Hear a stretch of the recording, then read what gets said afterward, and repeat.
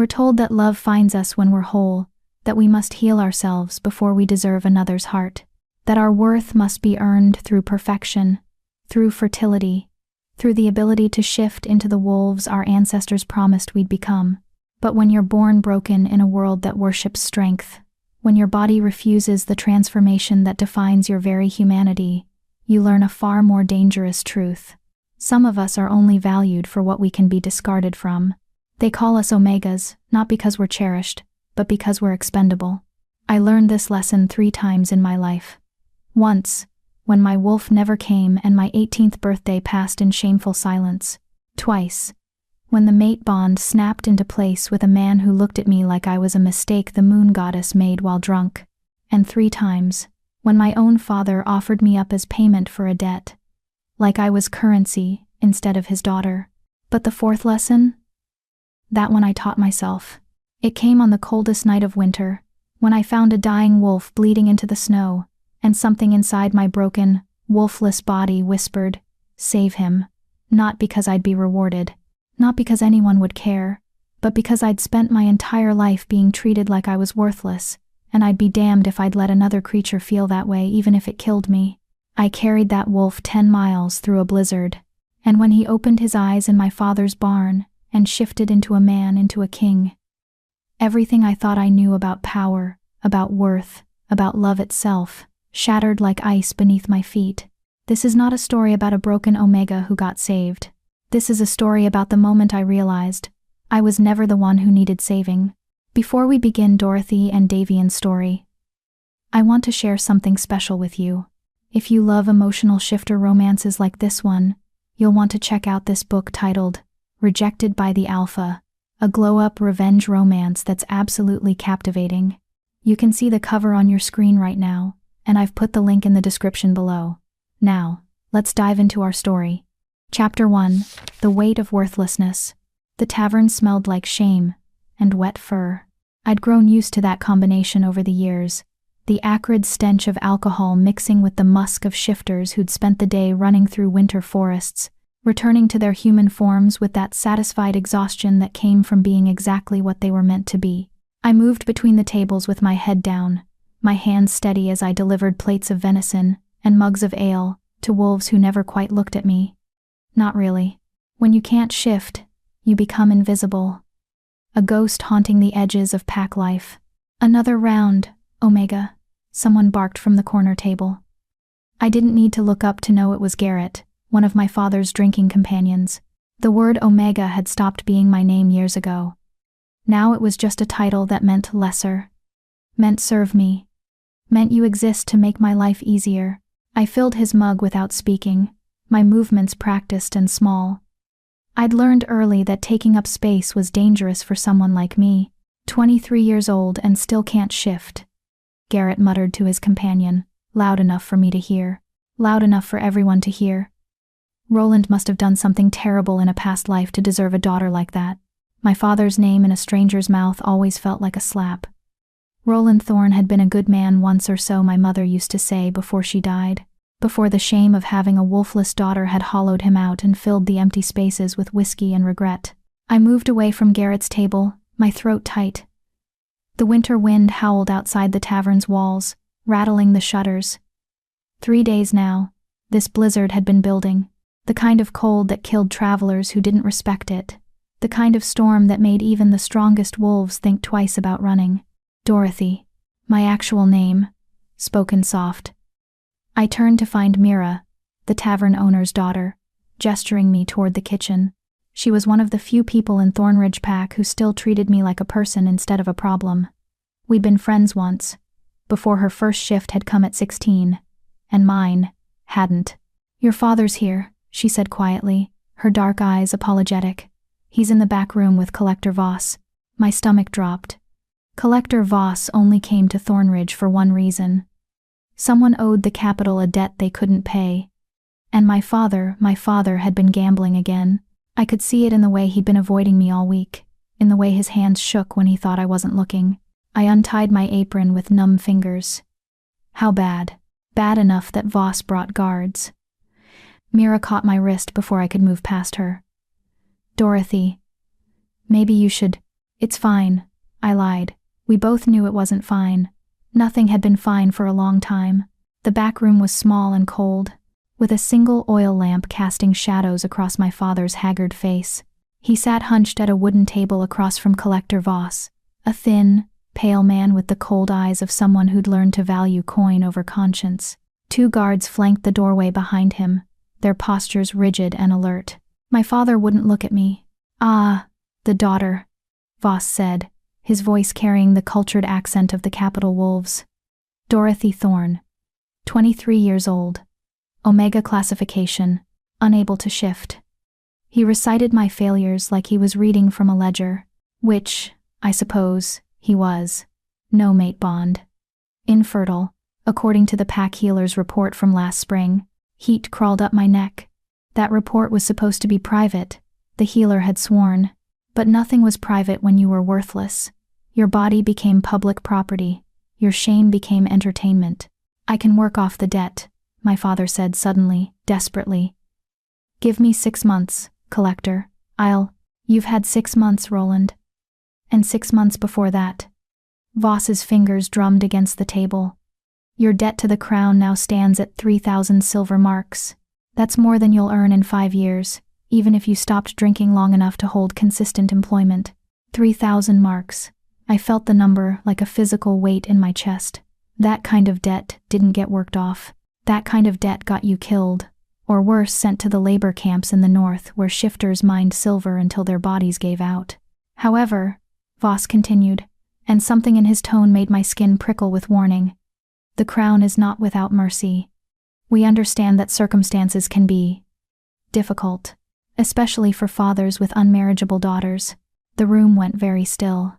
"There's a household in the capital," Voss said, not looking at me, still addressing my father, like I wasn't standing right there, like I was a thing to be negotiated over, not a person who could speak. "Lord Silas Blackwood's estate. He's looking for staff. Omega specifically, for his personal household." The way he said personal household made my stomach turn. "She'd be fed, clothed, given a room," Voss continued smoothly. "And her service would clear your debt entirely, Roland. All 3,000 marks, forgiven. You'd even receive a settlement of 200 marks for your cooperation." My father's head jerked up. For one horrible moment, I saw hope flicker across his face. "No," I heard myself say. My voice sounded distant, like it belonged to someone else. "Father, no. You can't. It would be a 5-year contract," Voss said, still speaking to my father, still pretending I wasn't in the room. "Renewable if both parties agree. Lord Blackwood is a respected member of the capital's high society. She'd want for nothing, except freedom, except dignity, except any pretense that I was anything more than a body to be used."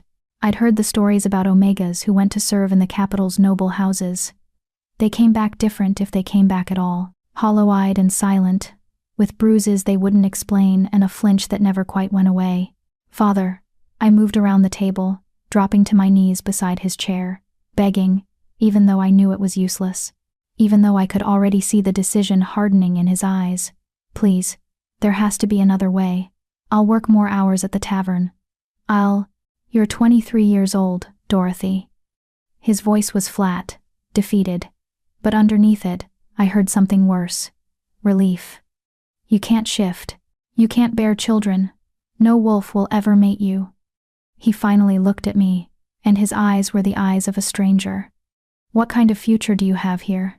The kind where I'm not sold," I wanted to scream. "The kind where my own father doesn't trade me like livestock." But I didn't say that, because somewhere deep down, I'd known this was coming. From the moment my 18th birthday had passed without a shift, I'd been living on borrowed time, a burden waiting to be discarded. "I'll go," I whispered. The words tasted like ash. My father's shoulders sagged with relief that felt like a blade between my ribs. "Excellent," Voss said, producing a contract from his coat. "We'll need your mark here, Roland, and yours here, girl." I watched my father sign away his daughter with a hand that shook only slightly. When Voss pushed the parchment toward me, I stared at the line where my name should go. 23 years of life, reduced to a signature on a contract that would send me to a fate I couldn't even fully imagine.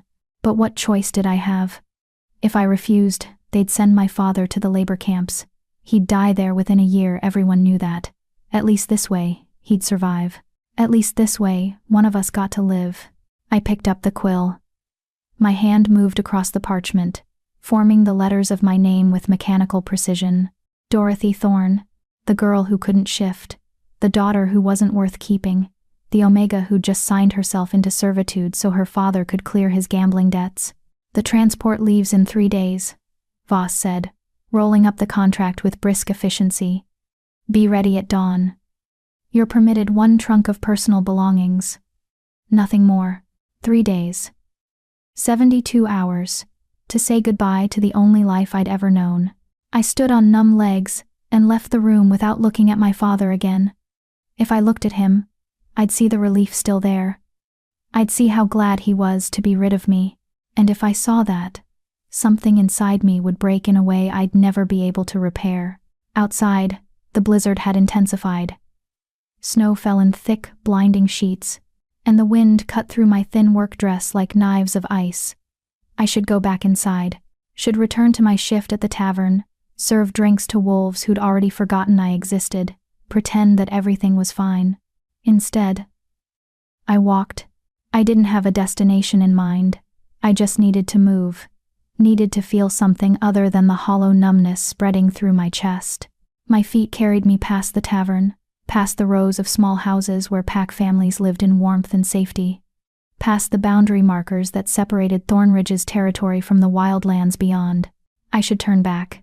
The blizzard was getting worse, and I had no coat, no supplies. But turning back meant facing my father's relief, meant packing that single trunk, meant counting down the hours until I became Lord Blackwood's property. So I kept walking. The forest swallowed me whole, ancient pines heavy with snow, their branches creaking under the weight. My teeth chattered violently. My fingers had gone numb.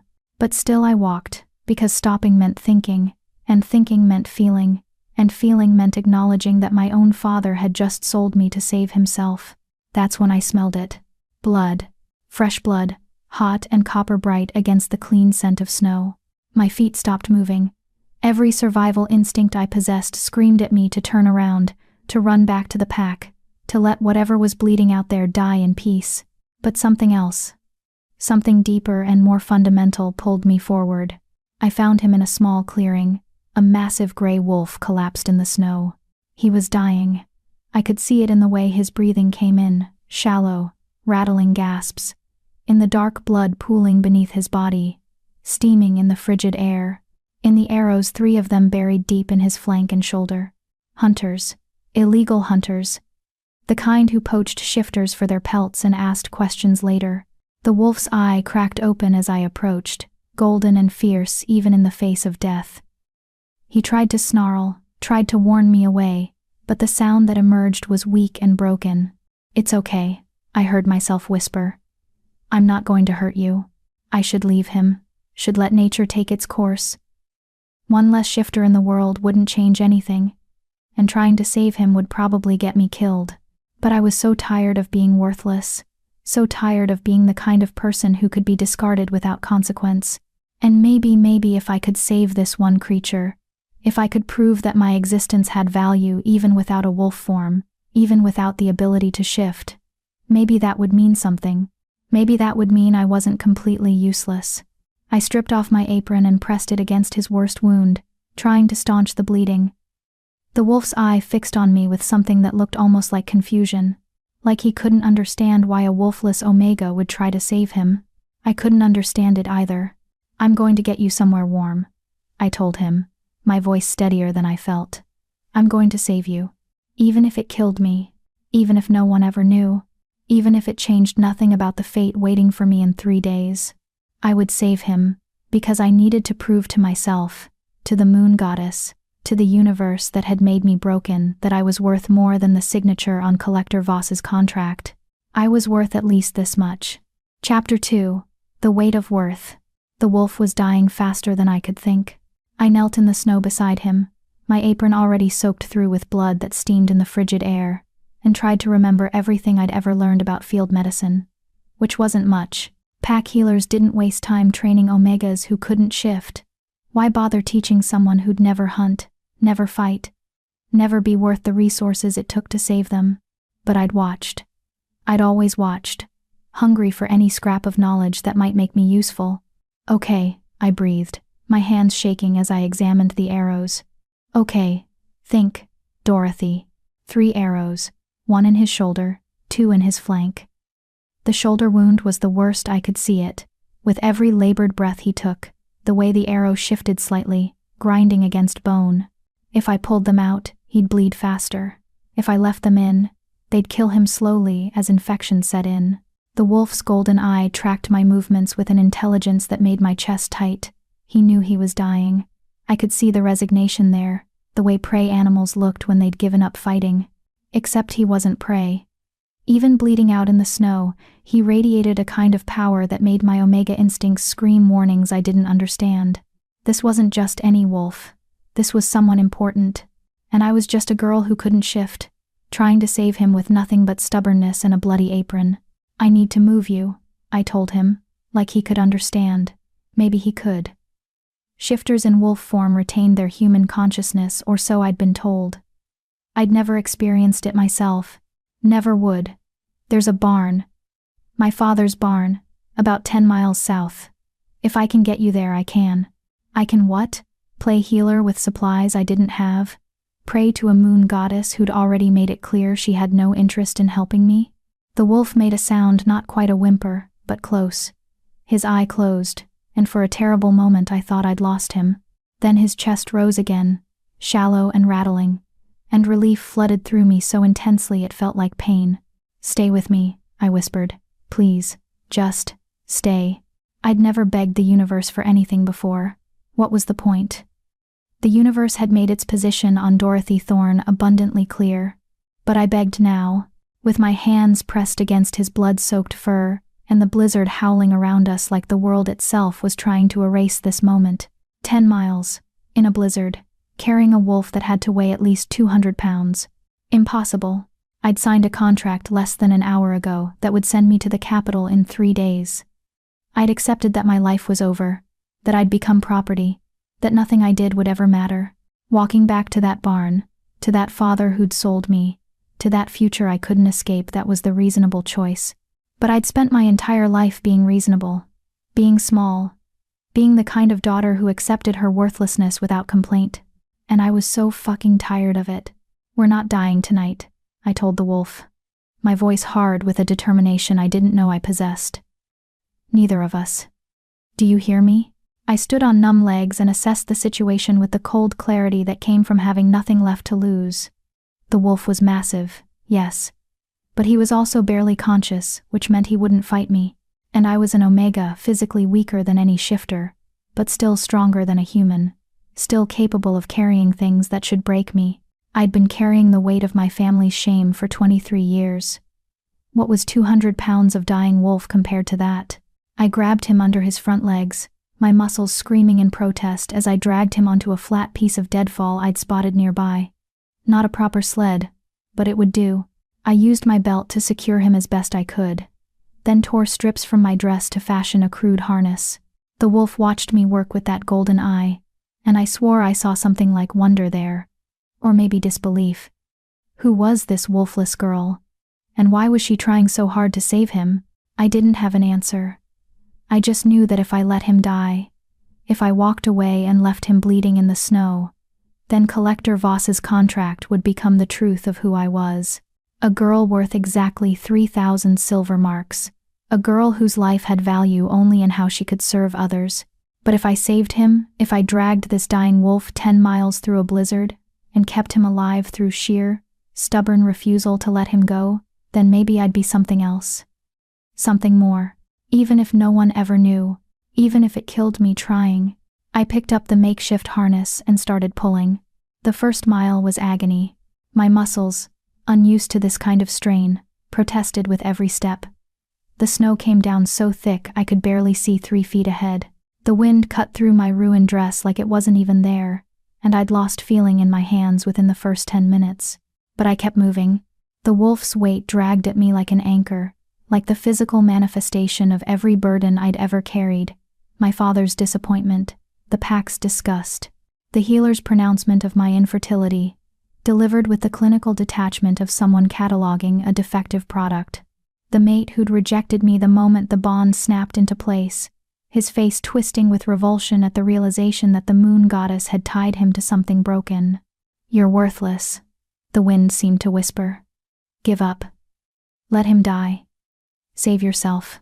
I gritted my teeth and pulled harder. The second mile, I started talking.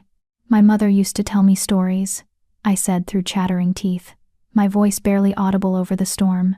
"Before she died, about the moon goddess and how she blessed the first shifters with her power, how we were supposed to be her children, her gift to the world." The wolf's eye cracked open slightly. "Still alive. Still with me," she said. "The goddess gave us the ability to shift so we'd never be helpless, so we'd always have strength when we needed it." I laughed, the sound bitter and sharp. "Guess she forgot about me. Or maybe I'm not actually her child. Maybe I'm just a mistake." My foot caught on something buried in the snow and I went down hard, landing on my knees with enough force to make my teeth clack together. Pain shot up my legs, bright and clarifying. For a moment, I just knelt there in the snow, the harness still gripped in my frozen hands, and thought about how easy it would be to just stay down. Behind me, the wolf made a sound. Low and rough, and somehow encouraging. "I'm okay," I told him, pushing myself back to my feet. "I'm okay. We're going to make it." The third mile, I ran out of feeling in my legs. They moved beneath me like they belonged to someone else, mechanical and distant. My dress had frozen to my skin, the wet fabric turned to ice. I couldn't feel my face anymore, couldn't feel my hands where they gripped the harness. But I could feel my heartbeat, could feel my lungs burning with each breath, could feel that stubborn, furious determination that had kept me alive through 23 years of being unwanted. I thought about Lord Blackwood's estate, about the personal household Collector Voss had described with his cold, clinical voice, about the 5-year contract that would make me property, would strip away even the illusion of autonomy I'd clung to in Thornridge. 3 days. I had 3 days before that life began. But tonight I was going to save this wolf. Tonight I was going to prove that Dorothy Thorne, the worthless Omega who couldn't shift, was capable of something extraordinary, even if it was the last extraordinary thing I ever did. The 4th mile, I started to hallucinate. I saw my mother, her gentle face smiling at me through the snow. She'd been beautiful once, before the wasting sickness had hollowed her out, before my father had started drinking to forget he'd lost his mate, and been left with a daughter who'd never be able to replace her. "You're stronger than you know," my mother whispered, and I knew it was just delirium, just my dying brain trying to comfort itself, but I clung to the words anyway. "You've always been stronger." The 5th mile, I fell again. And again. And again. Each time, I got back up. Each time, I checked to make sure the wolf was still breathing. Each time, I pulled that harness tighter and kept moving. The 6th mile. I couldn't remember why I was doing this anymore. Couldn't remember where I was going. There was only the next step. And the next. And the next. The wolf's weight behind me. The storm around me. The stubborn, animal refusal to stop. The 7th mile. I started singing, an old lullaby my mother had taught me, about the moon goddess and her children. My voice was hoarse and cracked, barely audible over the wind. But I sang it anyway, over and over, the same verses, because I couldn't remember any others. Behind me, the wolf's breathing seemed to steady slightly. Or maybe I imagined it. Maybe I was just going mad from cold and exhaustion and the certainty that I was going to die out here in the snow, my body found in spring by hunters who'd wonder what kind of fool Omega had tried to save a dying wolf. The 8th mile, I saw lights, distant and flickering, barely visible through the storm, but there, the barn. My father's barn, where I'd spent countless hours as a child, hiding from the other pack children who'd mocked my inability to shift, where I'd taught myself to read using books salvaged from the pack's meager library, where I'd dreamed of being someone else. Somewhere else. Someone worthy of the space she took up in the world. Fresh strength surged through me. Or maybe it was just desperation, the knowledge that if I stopped now, we'd both die within sight of safety. I pulled. The 9th mile felt like dying. My vision had narrowed to a tunnel, dark at the edges and closing in. Each breath felt like inhaling knives. My heart beat erratically in my chest, too fast and then too slow, struggling to keep me conscious. I couldn't feel anything anymore, not the cold, not the pain, not even the harness cutting into my shoulders. But I could see those lights, getting closer, growing brighter, just a little farther, just a little more. The 10th mile. I fell and couldn't get up. My legs simply stopped working. One moment I was moving forward, and the next I was face down in the snow, the harness still gripped in my frozen hands. I tried to push myself up, but my arms wouldn't support my weight. Tried to command my legs to move, but they ignored me. This was it, then. I'd gotten so close. Could see the barn maybe a quarter mile away, its familiar shape outlined against the darkness. But close wasn't good enough. Close didn't save the wolf. Close didn't prove I was worth more than 3,000 silver marks. Behind me, I heard the wolf move. Heard him shift his weight on the makeshift sled. And I wanted to tell him to stay still, to conserve his strength. But I couldn't make my mouth form words. Then impossibly I felt warmth. The wolf had dragged himself off the sled, arrows still embedded in his flesh, and pressed his body against mine. His one good front leg hooked around my shoulder, and he pulled. Not leading me, supporting me, sharing what little strength he had left. Together, we stood. Together, we moved forward. I don't remember the last quarter mile. Don't remember reaching the barn, or fumbling with the door, or finally collapsing onto the hay-strewn floor with the wolf beside me. Don't remember anything except the overwhelming relief of stopping, of surviving, of saving him. The barn was marginally warmer than outside, sheltered from the worst of the wind. I lay there for a long moment, my body refusing to move, and listened to the wolf's breathing. Still shallow, still labored, but alive. We were alive. We made it, I whispered into the darkness. 10 miles. We actually made it. The wolf's golden eye fixed on me, and in its depths I saw something that made my breath catch. Not gratitude, not relief, recognition, like he'd seen something in me during that brutal journey. Something worth remembering. Then his eye closed, and consciousness left him entirely. I forced myself to move, forced my frozen, battered body to crawl to where my father kept his medical supplies, meager though they were. Found clean cloth, a bottle of whiskey for sterilization, needle and thread. Found a lantern and lit it with shaking hands that could barely grip the flint. The arrows had to come out. I'd carried him 10 miles. I'd saved his life once already. Now I had to do it again. I positioned myself beside his worst wound, the one in his shoulder, and gripped the arrow shaft with both hands. Took a deep breath. Thought about Collector Voss's contract, about Lord Blackwood's estate, about the life that waited for me in 3 days, where nothing I did would ever matter. This is going to hurt, I told the unconscious wolf. I'm sorry. I pulled. Chapter 3. The King in the Barn. The arrow came out with a wet, grinding sound that would haunt my nightmares.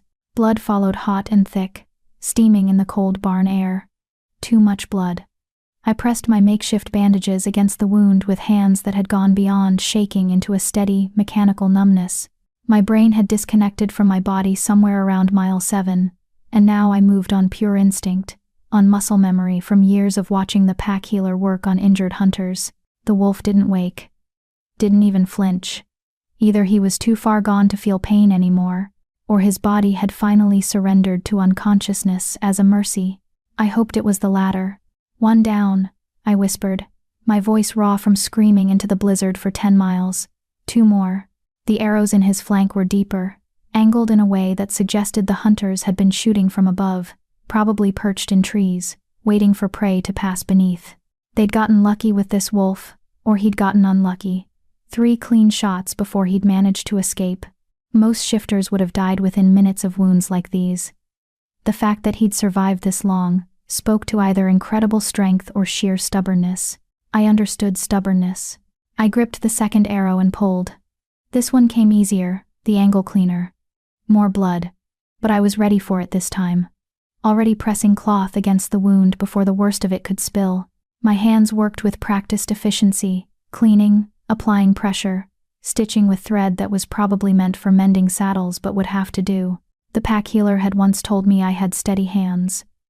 "Shame you can't shift," she'd said, not unkindly. "You might have made a decent healer yourself." Just another thing my broken body had stolen from me. Another future that existed only in the realm of what if. The third arrow was the worst. It had lodged between his ribs, close to his lung. I could see the shaft moving slightly with each breath he took, and terror seized my chest. If I pulled wrong, if I tore something vital, if I caused more damage than the arrow itself. "Don't think," I told myself firmly. "Just do it." I positioned my hands, said a prayer to the moon goddess who'd never answered me before, and pulled. The wolf's body convulsed. His eye snapped open, wild and gold and full of pain so intense it was almost visible. A sound tore from his throat, not quite a howl, not quite a scream. Something caught between wolf and human in agony.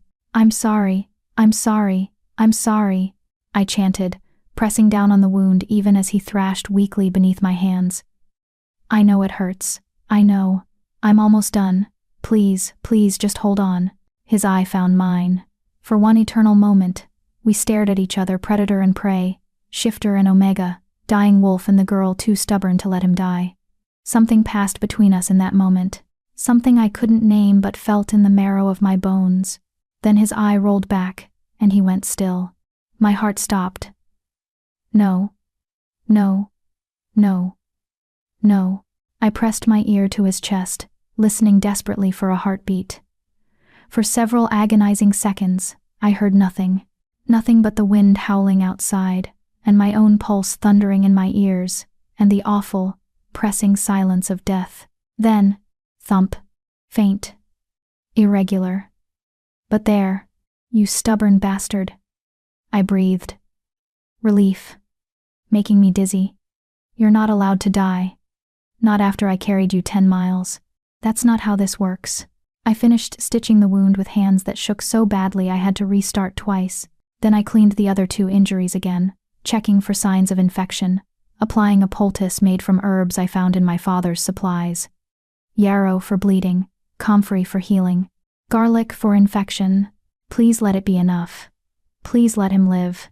By the time I finished, dawn was breaking outside. Gray light filtered through the barn's gaps, and I could see the wolf properly for the first time. He was massive, easily the largest wolf I'd ever seen. His fur was a deep gray, almost silver in places, with darker guard hairs along his spine. Even unconscious and wounded, he radiated power. This wasn't just any wolf. This was an alpha. Maybe even a... The barn door opened. I spun around, my body instinctively placing itself between the wolf and the intruder. My father stood in the doorway, his face haggard from a night of drinking, his eyes widening as he took in the scene. Me, covered in blood, and half frozen. The enormous wolf lying on his barn floor. The 3 bloody arrows I'd left in a pile. "Dorothy." His voice was carefully flat. "What have you done?" "I saved him." My chin lifted, defiant. He was dying. I couldn't just leave him. My father moved closer, and I saw his nostrils flare as he scented the wolf. His face went pale, then gray, then a sickly shade of green I'd never seen before. "Moon goddess," he breathed. "Dorothy, do you have any idea?" He stopped, swallowing hard. "That's not just any wolf. I know. He's an alpha, I think. He's the alpha." My father's voice shook. "That's King Davian Silvercrest. Alpha, king of all the northern territories." The world tilted sideways. The Alpha King. The most powerful shifter in the entire realm. The wolf who commanded armies, who'd unified the fractured packs under a single rule. Who was said to be so strong he could kill a bear in single combat. The wolf whose word was law. Whose justice was swift and absolute. Whose temper was legendary. And I dragged him 10 miles through a blizzard like he was a stray dog. "He's going to kill us," my father said, the words coming out flat and resigned. When he wakes up and realizes what happened, where he is, humans aren't allowed to see shifters in wolf form without permission. It's law. And you didn't just see him, you touched him, his eyes fixed on the bloody stitches. You operated on him. On the king. He was dying, I said again, my voice smaller now. What was I supposed to do? Let him die. My father's control snapped. He's the king, Dorothy. He has healers, guards, an entire pack searching for him right now. You think they won't find him here? You think they won't punish whoever kept him? I saved his life. You doomed ours. He scrubbed his hands over his face. When the king's guard arrives, and they will arrive, they're going to execute us for daring to touch royalty. That's if we're lucky. If we're unlucky, they'll— A low growl cut through his words. We both froze. The wolf the king had woken. His golden eyes were open and alert now, fixed on my father with an intensity that made every hair on my body stand on end. He couldn't stand, couldn't move without tearing his stitches, but he didn't need to. The threat in that growl was clear. Back away from her. My father stumbled backward, his face going white. His Omega instincts recognized the command for what it was, even without words. He fled the barn without another word, leaving me alone with the most powerful shifter in the Northern Territories. I should have been terrified, should have run after my father, should have begged forgiveness, should have done any of 1,000 things that might have saved me from the consequences of my impulsive rescue. Instead, I knelt down beside the wolf and checked his stitches. You tore one, I said quietly, finding fresh blood seeping through the bandage on his shoulder. Stop moving. You're going to hurt yourself. The king's golden eyes fixed on me with an expression I couldn't read. Confusion, maybe, or disbelief. Like he couldn't quite process why this wolfless Omega was scolding him instead of cowering. I met his gaze steadily. I'd already signed my life away to Collector Voss. Already accepted that my future was pain and servitude and slow death in Lord Blackwood's household. What more could the king do to me that fate hadn't already decreed? I'm going to re-stitch this, I told him, reaching for my needle and thread. It's going to hurt. If you need to bite something, bite the hay. Not me. For a long moment, the king just stared at me. Then impossibly, he huffed. It sounded almost like amusement. I worked in silence, my hands steady despite everything, despite the fear coiling in my gut, despite the knowledge that I'd just reprimanded royalty like he was a misbehaving pup, despite the way his eyes tracked my every movement with that unnerving golden intensity. When I finished, I sat back on my heels and really looked at him. You're going to live, I said. The wounds are clean, no major vessels severed. If infection doesn't set in, you should be able to shift and heal properly within a few days. I paused. Your guards will probably find you before then. My father will tell the pack elders what happened, and they'll send word to the capital. You'll be home soon. The king made a sound, soft and low. His eyes hadn't left my face. I'm sorry, I added quietly, for touching you without permission, for seeing you in wolf form, for not letting you die with dignity like I probably should have. I smiled bitterly. Seems I'm good at making the wrong choices. I stood to leave. To give him privacy, to put distance between myself and the massive mistake I'd made. But before I could take a step, the king moved, despite his injuries, despite the pain it must have caused. He reached out and hooked his claws gently, so gently around the hem of my destroyed dress. Stay. The command was clear, even without words. And something in his eyes, something that looked almost like desperation, made it impossible to disobey. So, I stayed. I settled down in the hay beside him, careful not to jar his injuries. The king watched me for a moment longer, then deliberately rested his massive head on my lap. The gesture was so unexpected, so vulnerable, that it stole my breath. You're delirious, I told him, even as my hand moved instinctively to stroke the soft fur between his ears. The blood loss is making you confused. You don't want an Omega touching you. You'll regret this when you're thinking clearly. But he didn't pull away. If anything, he pressed closer, his eyes finally sliding shut with something that looked like relief.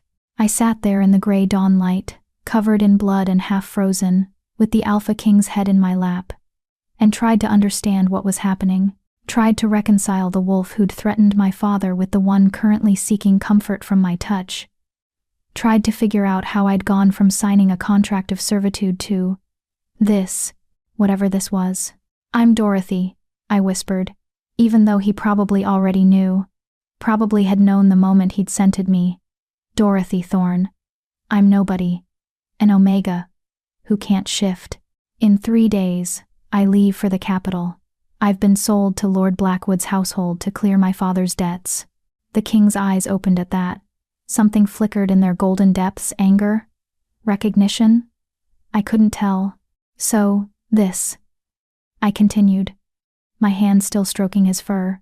"Whatever kindness you think you owe me for saving your life, you don't. You don't owe me anything. In 3 days, I'll be gone, and you'll forget the wolfless Omega who was stupid enough to drag you through a blizzard. That's how this story ends." The king made a sound, low and rumbling, and somehow negative, like he was disagreeing. But what else could he do? He was king. I was property. The distance between us was more than just social, it was cosmic, unbridgeable. Outside, I heard voices. The pack elders, probably, roused by my father, come to see if it was true, if the king was really here, if they needed to start preparing for the royal guard's arrival and the executions that would surely follow. "They're coming," I said softly. "You'll be taken care of properly now.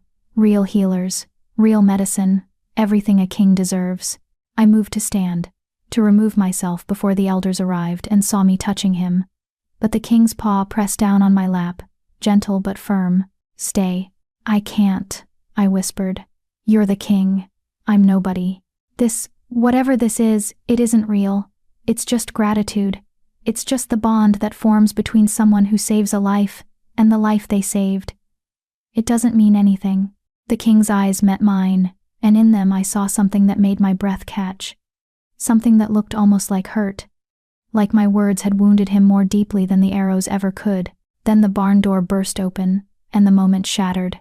6 pack elders flooded in, their eyes widening in horror and shock as they took in the scene. The king.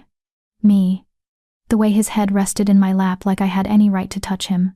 "Your Majesty," the head elder breathed, dropping to one knee.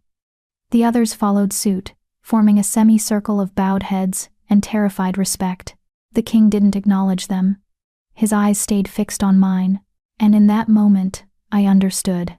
He wasn't ready to let me go. I wasn't sure I was ready to be let go, but in 3 days, Collector Voss would come, and I would leave, and this strange, impossible moment would become nothing more than a story I'd tell myself in the dark hours of Lord Blackwood's household. A reminder that once, briefly, I'd been worth something, even if it was only to a king too delirious from blood loss to know better. Chapter 4. The Price of Mercy. The pack elders didn't know what to do with me. I could see it in their faces as they huddled in the corner of the barn, casting nervous glances between the king and me. Protocol demanded they remove me immediately. And Omega had no business being in the presence of royalty, especially not touching him with such casual intimacy. But the king's paw still rested on my lap, and every time one of the elders took a step forward, a low growl would rumble from his chest. "Mine," that growl said. "Don't touch what's mine." Except I wasn't his. I was Lord Blackwood's. As of 3 days from now, I was my father's to sell, the pack's to discard, the universe's cosmic mistake. I wasn't anyone's to keep. "Your Majesty," Head Elder Frost tried again, his voice careful and respectful. "We've sent word to the capital. Your guard should arrive by midday. In the meantime, we have healers who can tend to your wounds properly. If you'll allow us to." Another growl, deeper this time. The king's eyes never left my face. Elder Frost's jaw tightened with frustration. He was a good man, generally speaking one of the few in Thornridge who'd never openly mocked my inability to shift. But even his patience had limits, and those limits were being tested by a king who refused to follow basic social protocol. "The girl needs rest," he said finally, trying a different angle. "She's been out in the blizzard all night. She's half frozen and covered in blood. Let us take her somewhere warm, get her cleaned up." "No," The word hung in the air like thunder. Everyone froze. The king had shifted. Not fully, he was still mostly wolf, still too injured for a complete transformation. But his head had changed, becoming something caught between beast and man. His muzzle had shortened, his skull had broadened, and when he spoke again, the words came out in a voice that was rough and deep and unmistakably human. "She stays." I stared at him in shock. Partial shifts were difficult even for experienced alphas, requiring enormous control and energy. For someone who'd been dying hours ago, who'd lost so much blood, who was running on nothing but stubborn will, it should have been impossible. But then, he was the Alpha King. Impossible was probably just another word for Tuesday. "Your Majesty," Elder Frost said carefully, "the girl is bound for the capital in 3 days. She's been contracted to Lord Blackwood's household. We cannot interfere with—" "Blackwood?" The king's voice went cold. "Dangerous." His golden eyes finally left my face to fix on the elder. "Silas Blackwood?" "Yes, Your Majesty. Her father owed a debt to the crown. The girl was offered in service to clear—" "No." That single word carried such weight, such absolute authority, that Elder Frost actually took a step back. "The contract is void," the king continued, each word deliberate. "Whatever debt Roland Thorne owes, I'm claiming it. The girl belongs to me now." The world tilted again. Belonged to him. Like I was property changing hands. Like the contract with Lord Blackwood had simply been replaced with a different master, a different form of servitude. I should have been angry. Should have protested. Should have demanded some say in my own fate. But all I could think was, at least it's him. At least it was the wolf I'd saved. The king whose head still rested in my lap, whose eyes held something that looked almost like tenderness, protection. I didn't have a name for it, but it felt nothing like the cold, clinical transaction Collector Voss had described. "Your Majesty," Elder Frost said, his voice strained. "With respect, you cannot simply claim someone contracted to another. I'm the king." The words were quiet, but they carried the weight of absolute power. I can do whatever I want. The girl saved my life. That creates a debt far greater than any her father owes. She's under my protection now. Anyone who tries to touch her, take her, or harm her, will answer to me personally. The threat hung in the air, crystal clear. Elder Frost bowed his head in defeat. "As you command, Your Majesty." The king's eyes returned to my face. In them, I saw a question he couldn't ask with the elders present. "Is this what you want?" I didn't know.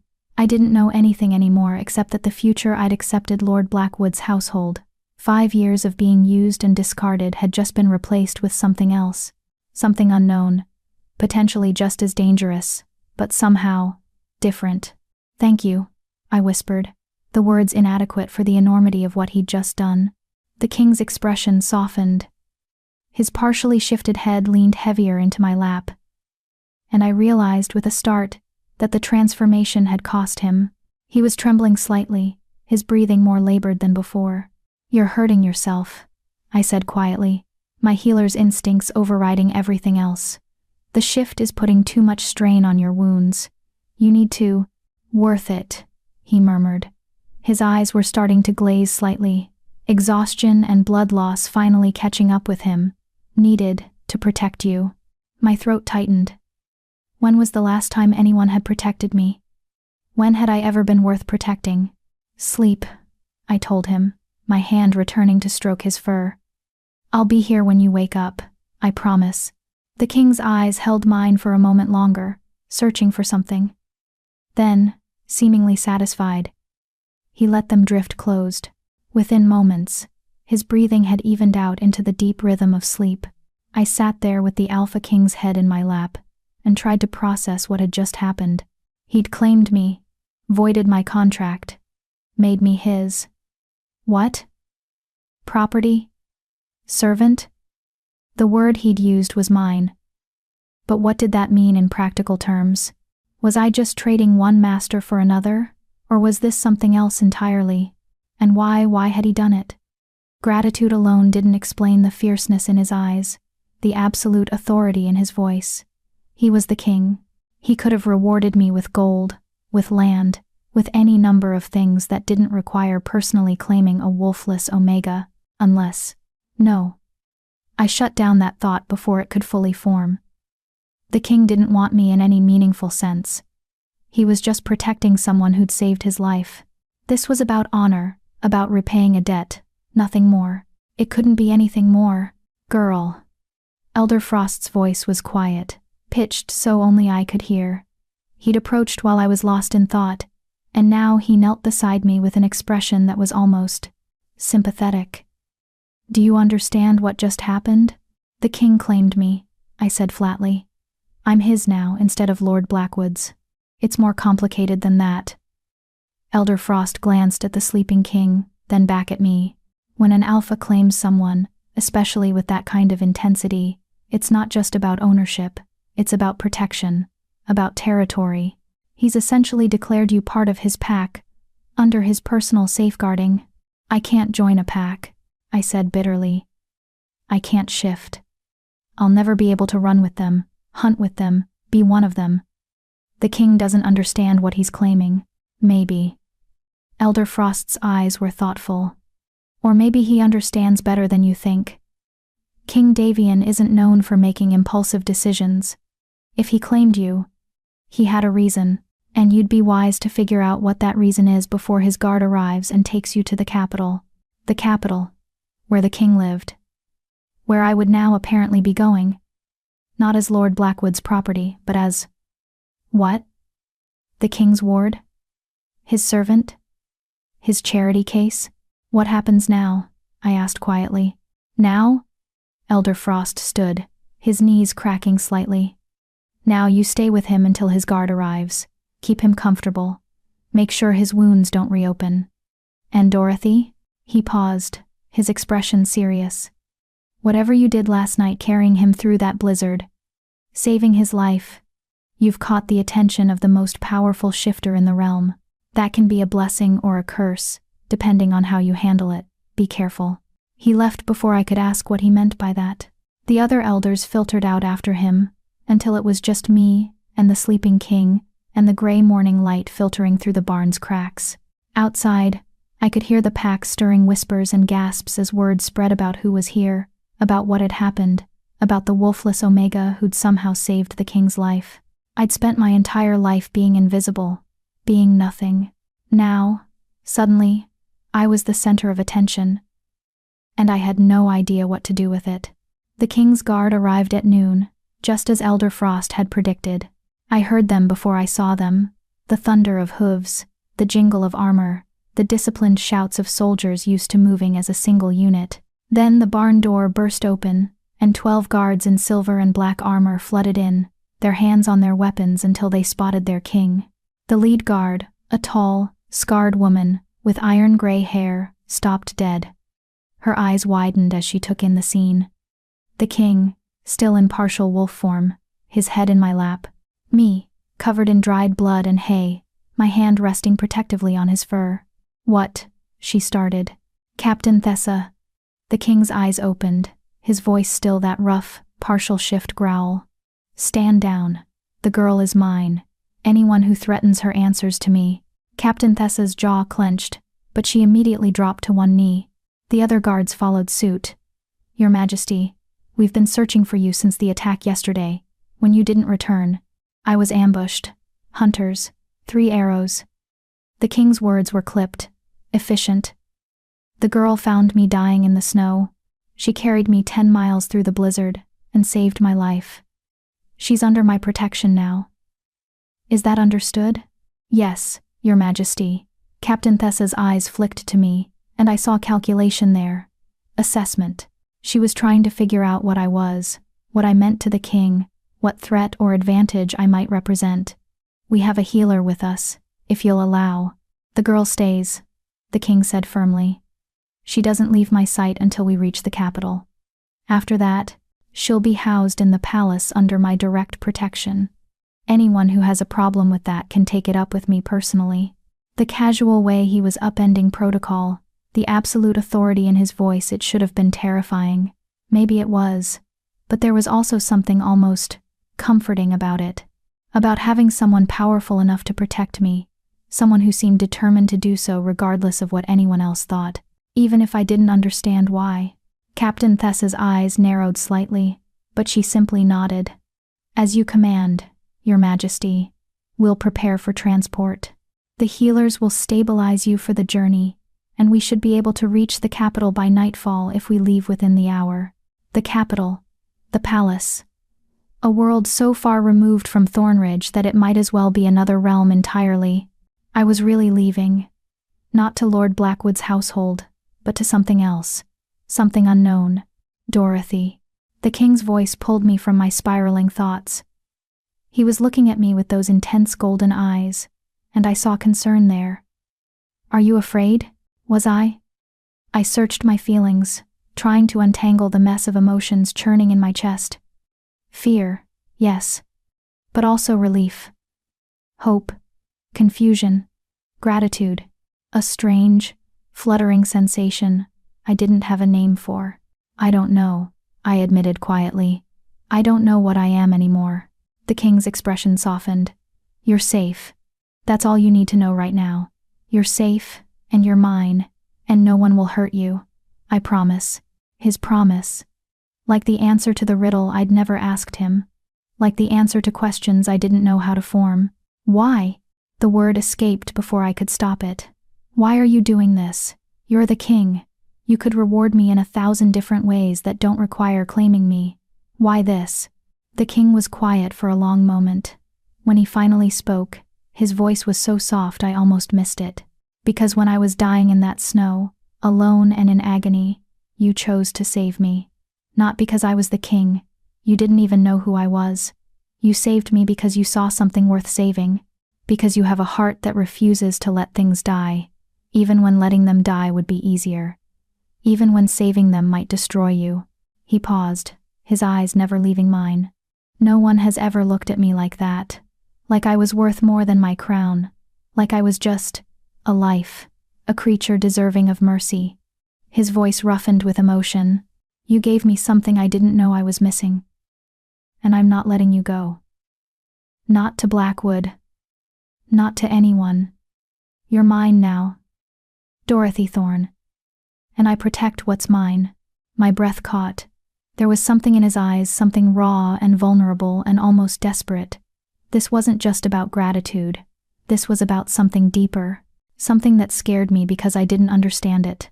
Something that scared me because maybe, secretly, I wanted it. Okay, I whispered. Because what else could I say? What other choice did I have except to trust this wolf who'd chosen me when no one else ever had? The king's eyes closed briefly, and I saw relief wash over his features. Okay, he echoed. Captain Thessa cleared her throat.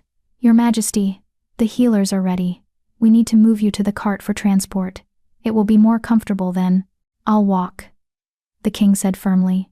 Your Majesty, you have 3 arrow wounds and you've lost a significant amount of blood. You need... I'll walk. The king's tone left no room for argument. I'm not being carted into my own capital like an invalid. I entered these lands on 4 legs. I'll leave them the same way. It was about pride, I realized, about not showing weakness.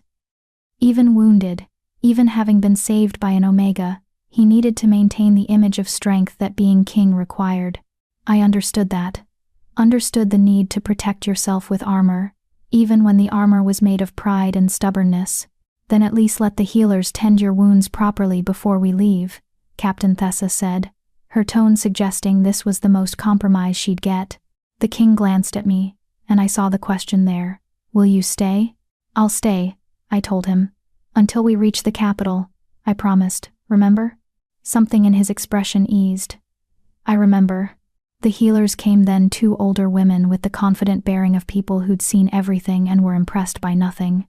They examined the king's wounds with professional detachment, their eyebrows rising when they saw my stitching. This is good work, one of them said, surprised.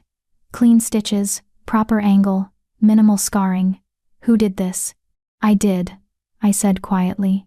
Both healers turned to stare at me, then at my Omega scent, then back at the stitches. You're not trained, the second healer said. It wasn't a question. No. I just watched, and remembered. The first healer made a thoughtful sound.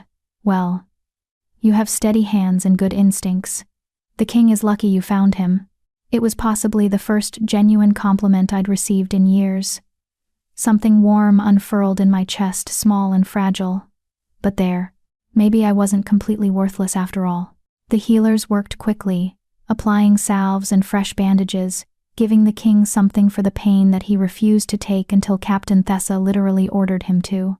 Then they helped him to his feet, all four of them, and I watched in awe as he stood, massive and powerful, even wounded, every inch the Alpha King. He turned his golden eyes to me. Come. I fell into step beside him as the guards formed up around us, creating a protective formation with the king at the center. Me at his side. Like I belonged there. Like I was worth protecting. We left Thornridge as the sun reached its zenith. The king walking on four legs despite his wounds. His head held high with regal dignity. I walked beside him in my blood-stained dress, barefoot in the snow, and tried not to think about my father watching from his window. Tried not to think about the future waiting for me in the capital. Tried not to think about the way the king kept glancing at me, like he needed to confirm I was still there, like he was afraid I might disappear. Behind us, Thornridge grew smaller. The only home I'd ever known, fading into the distance. And ahead was the unknown, the capital, the palace, a life I couldn't imagine, with a king I didn't understand, in a world that had never had a place for someone like me. But as the king pressed closer to my side, his warmth bleeding into me through his fur, I thought, maybe that world could make a place. Maybe I was finally worth the space I took up. Maybe this was the beginning of something I'd spent my entire life not daring to hope for. Or maybe I was just fooling myself, and 3 days from now, I'd wake up and realize this was all just another kind of cage. Time would tell. Chapter 5. The capital was beautiful in the way poisonous things often are. We arrived as twilight painted the sky in shades of purple and gold, and my first glimpse of the city took my breath away. Thornridge was a collection of wooden buildings clustered around a single dirt road, practical, humble, built for survival rather than beauty. But the capital was something else entirely. White stone buildings rose 3 and 4 stories high, their walls carved with intricate designs that caught the fading light. Cobblestone streets wound between them like rivers, clean and well-maintained. Shops with glass windows displayed goods I'd never seen before, silk dresses, jeweled weapons, books with leather bindings that probably cost more than my father's entire debt. And everywhere, shifters moved with casual confidence, their expensive clothes and proud bearing, marking them as people who'd never known what it meant to be unwanted. At the city's heart, rising above everything else like a statement of absolute power, stood the palace. It was massive, impossibly massive. White marble walls gleamed in the dying light, punctuated by towers that seemed to pierce the sky itself. Gardens spread around it, in precise geometric patterns, even in winter maintaining a stark, austere beauty. And surrounding everything, a wall at least 20 feet high, patrolled by guards in the king's silver and black. This was where I would live now. In that palace, under the protection of a king I'd known for less than a day. The absurdity of it made me want to laugh. Or cry. I wasn't sure which. Impressive, isn't it? Captain Thessa had dropped back to walk beside me. The king was several paces ahead, flanked by his guards, his posture still regal despite the wounds I knew must be causing him agony. Most people have that expression their first time seeing it, like they can't quite believe it's real. It doesn't look real, I admitted quietly. It looks like something from the stories my mother used to tell me. Like a fairy tale. Fairy tales usually have happier endings than real life, Captain Thessa said, her tone dry. Then she glanced at me, her expression assessing. The king has never brought anyone back with him before. Never claimed anyone. In 15 years of service, I've never seen him show that kind of interest in another person. Quote, interest. The word made something flutter in my chest, something dangerous and foolish. He's just repaying a debt, I said firmly. I saved his life. He's protecting me, that's all. Captain Thessa made a non-committal sound. If you say so. What else could it be? The captain was quiet for a long moment. When she spoke, her voice was carefully neutral. The king is complicated. Powerful. Yes. Fair. Usually. But lonely. Being king means everyone wants something from you. Everyone sees the crown before they see the man. It makes trust nearly impossible. And you think he trusts me? The idea was laughable. He doesn't even know me. He doesn't even know me. He knows you saved his life when you had nothing to gain from it. When you didn't know who he was. When saving him might have killed you. Captain Thessa's eyes were sharp. That kind of selflessness is rare. Especially in the capital. Here, everything is a transaction. Everyone has an angle. The king is surrounded by people who would die for him, but only because loyalty to the crown benefits them. I'm not any different, I said. I'm here because he claimed me. Because I have nowhere else to go. Are you? Captain Thessa asked. Because from where I'm standing, you look like someone who'd have stayed with him even if he hadn't claimed you. Even if it meant going to Blackwood's household afterward. You weren't treating the king back there, you were treating a wounded wolf. There's a difference. I didn't have an answer for that. Because she was right. Even knowing who he was now. Even understanding the impossible gulf between us. I couldn't regret saving him. Wouldn't regret it, even if this all turned out to be a mistake. He'd been worth saving. That was all that mattered. We passed through the palace gates, as full darkness fell. Guards saluted the king, their faces carefully neutral, despite the blood on his fur and the Omega walking at his side. Servants rushed forward with cloths and water basins, but the king waved them off with a growl that made them scatter like startled birds. He wanted to go inside. Now, without the fuss and ceremony that apparently accompanied his every movement, the palace interior was even more overwhelming than its exterior. Marble floors polished to a mirror shine. Vaulted ceilings painted with scenes of wolves running beneath the moon. Tapestries that probably cost more than entire villages. Everywhere I looked, there was wealth casual. Careless wealth that reminded me exactly how far I was from Thornridge. How far I was from anything I understood. The king led us through corridors that seemed to go on forever, until finally we reached a set of enormous double doors carved with images of wolves. His chambers, I realized. The private quarters of the Alpha King. He pushed through the doors, and I followed automatically, then stopped dead. The room beyond was beautiful in a way that made my chest ache. A massive 4-poster bed dominated one wall, its dark wood frame carved with the same wolf motifs that decorated the doors.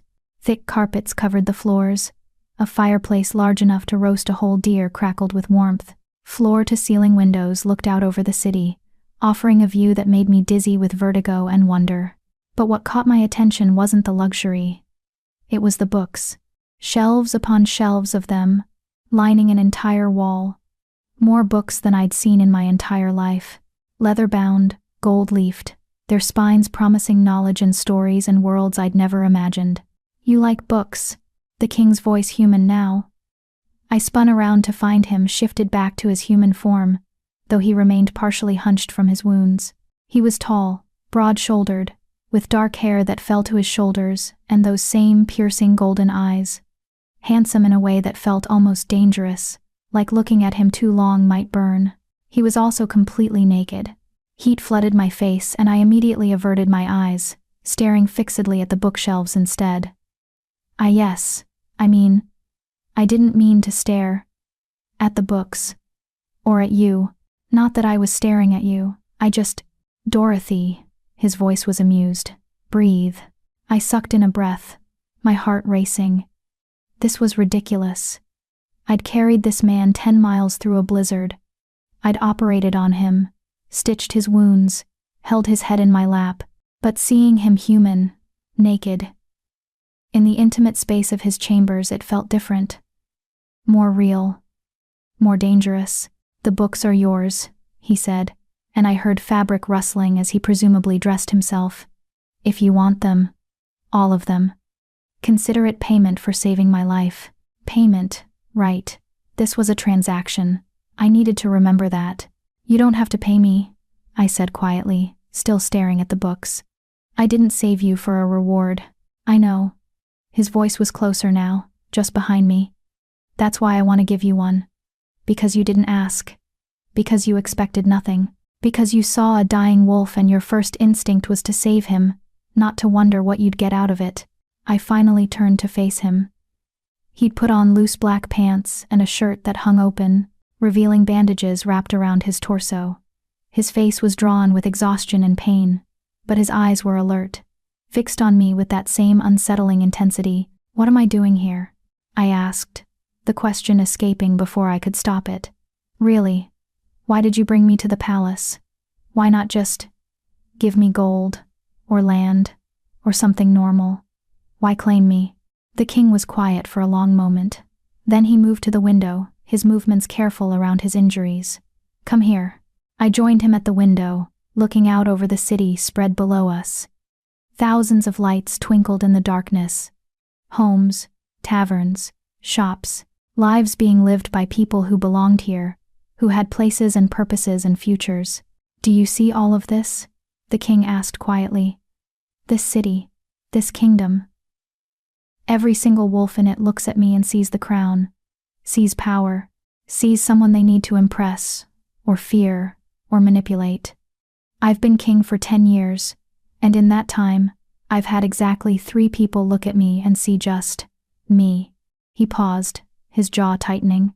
"My mother, before she died, Captain Thessa, because she's known me since we were children, and you, in that barn, covered in my blood, exhausted from carrying me through a blizzard.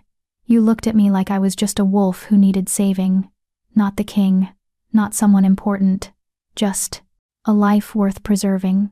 His golden eyes met mine, and I saw vulnerability there that made my breath catch. "I brought you here because I'm selfish," he said simply. "Because I want someone around me who sees me as more than a crown. Because you don't want anything from me except for me to survive. And because—" He trailed off. His expression conflicted. "Because?" I prompted, my voice barely above a whisper.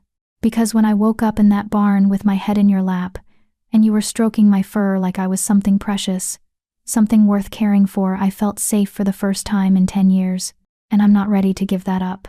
The honesty in his words stole my breath. This wasn't about gratitude or debt or obligation. This was about loneliness. About 2 broken people finding something in each other that eased the ache of being unwanted.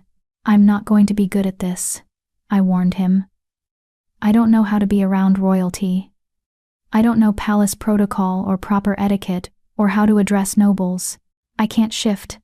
I can't fight. I can't do any of the things that would make me useful here. All I can do is be yourself," the king interrupted gently. "That's all I'm asking. Just be the person who saved my life because she couldn't stand to watch something die. The person who spent 10 miles talking to an unconscious wolf like he could hear her. The person who looks at a library and gets that expression like she's seeing something holy. That's not much," I said quietly. "It's everything to me." The weight of those words settled between us heavy with meaning I wasn't ready to examine. Outside, the city glittered like a promise. Or a threat. I couldn't tell which. "I should go," I said, suddenly aware of how intimate this felt. Just the 2 of us, in his chambers, with night pressing against the windows. "You need rest. And I need—" "Stay." That word again. The same one he'd used in the barn, when his paw had pressed down on my lap and refused to let me leave. "Your Majesty." "Davian," he corrected softly. "When we're alone, I'm just Davian. Not the king. Not your Majesty. Just me. Just me." Like he was asking permission to be human, to be vulnerable, to be something other than the crown he wore. "I can't stay in your chambers," I said, trying to be reasonable, even as part of me wanted to agree, wanted to curl up in that massive bed and feel safe for one night, protected by someone powerful enough to keep the world at bay. "People will talk, they'll think, let them think." Davian's voice was firm. "You're under my protection. That means you sleep where I can keep you safe. And right now, that's here. I don't need. I do." The words came out quiet, almost vulnerable. "I need to know you're safe, that no one can hurt you, that you're not going to disappear in the night, and leave me wondering if I imagined you." His fear was so raw, so unexpected, that it disarmed every argument I'd been forming. This wasn't about control or possession. This was about trauma, about a wolf who'd nearly died alone in the snow and woken to find an angel covered in his blood, about someone who'd spent so long being lonely that he'd forgotten what it felt like to have someone care. "Okay," I whispered. "I'll stay. For tonight." Relief flooded Davian's features. "Thank you." He showed me to a smaller chamber connected to his, a sitting room that had been converted into a bedroom, complete with a smaller but still luxurious bed, a wardrobe, and a privacy screen, close enough that he'd hear if I called, far enough to preserve some semblance of propriety. "There are clothes in the wardrobe," he said. "They might be too large, but they're clean.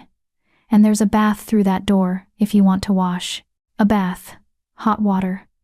The chance to scrub away the dried blood and grime from the longest night of my life." "Thank you," I said. Then, because it needed to be said, for everything, for claiming me, for bringing me here, for seeing me. Davian's expression softened. "Thank you for saving my life.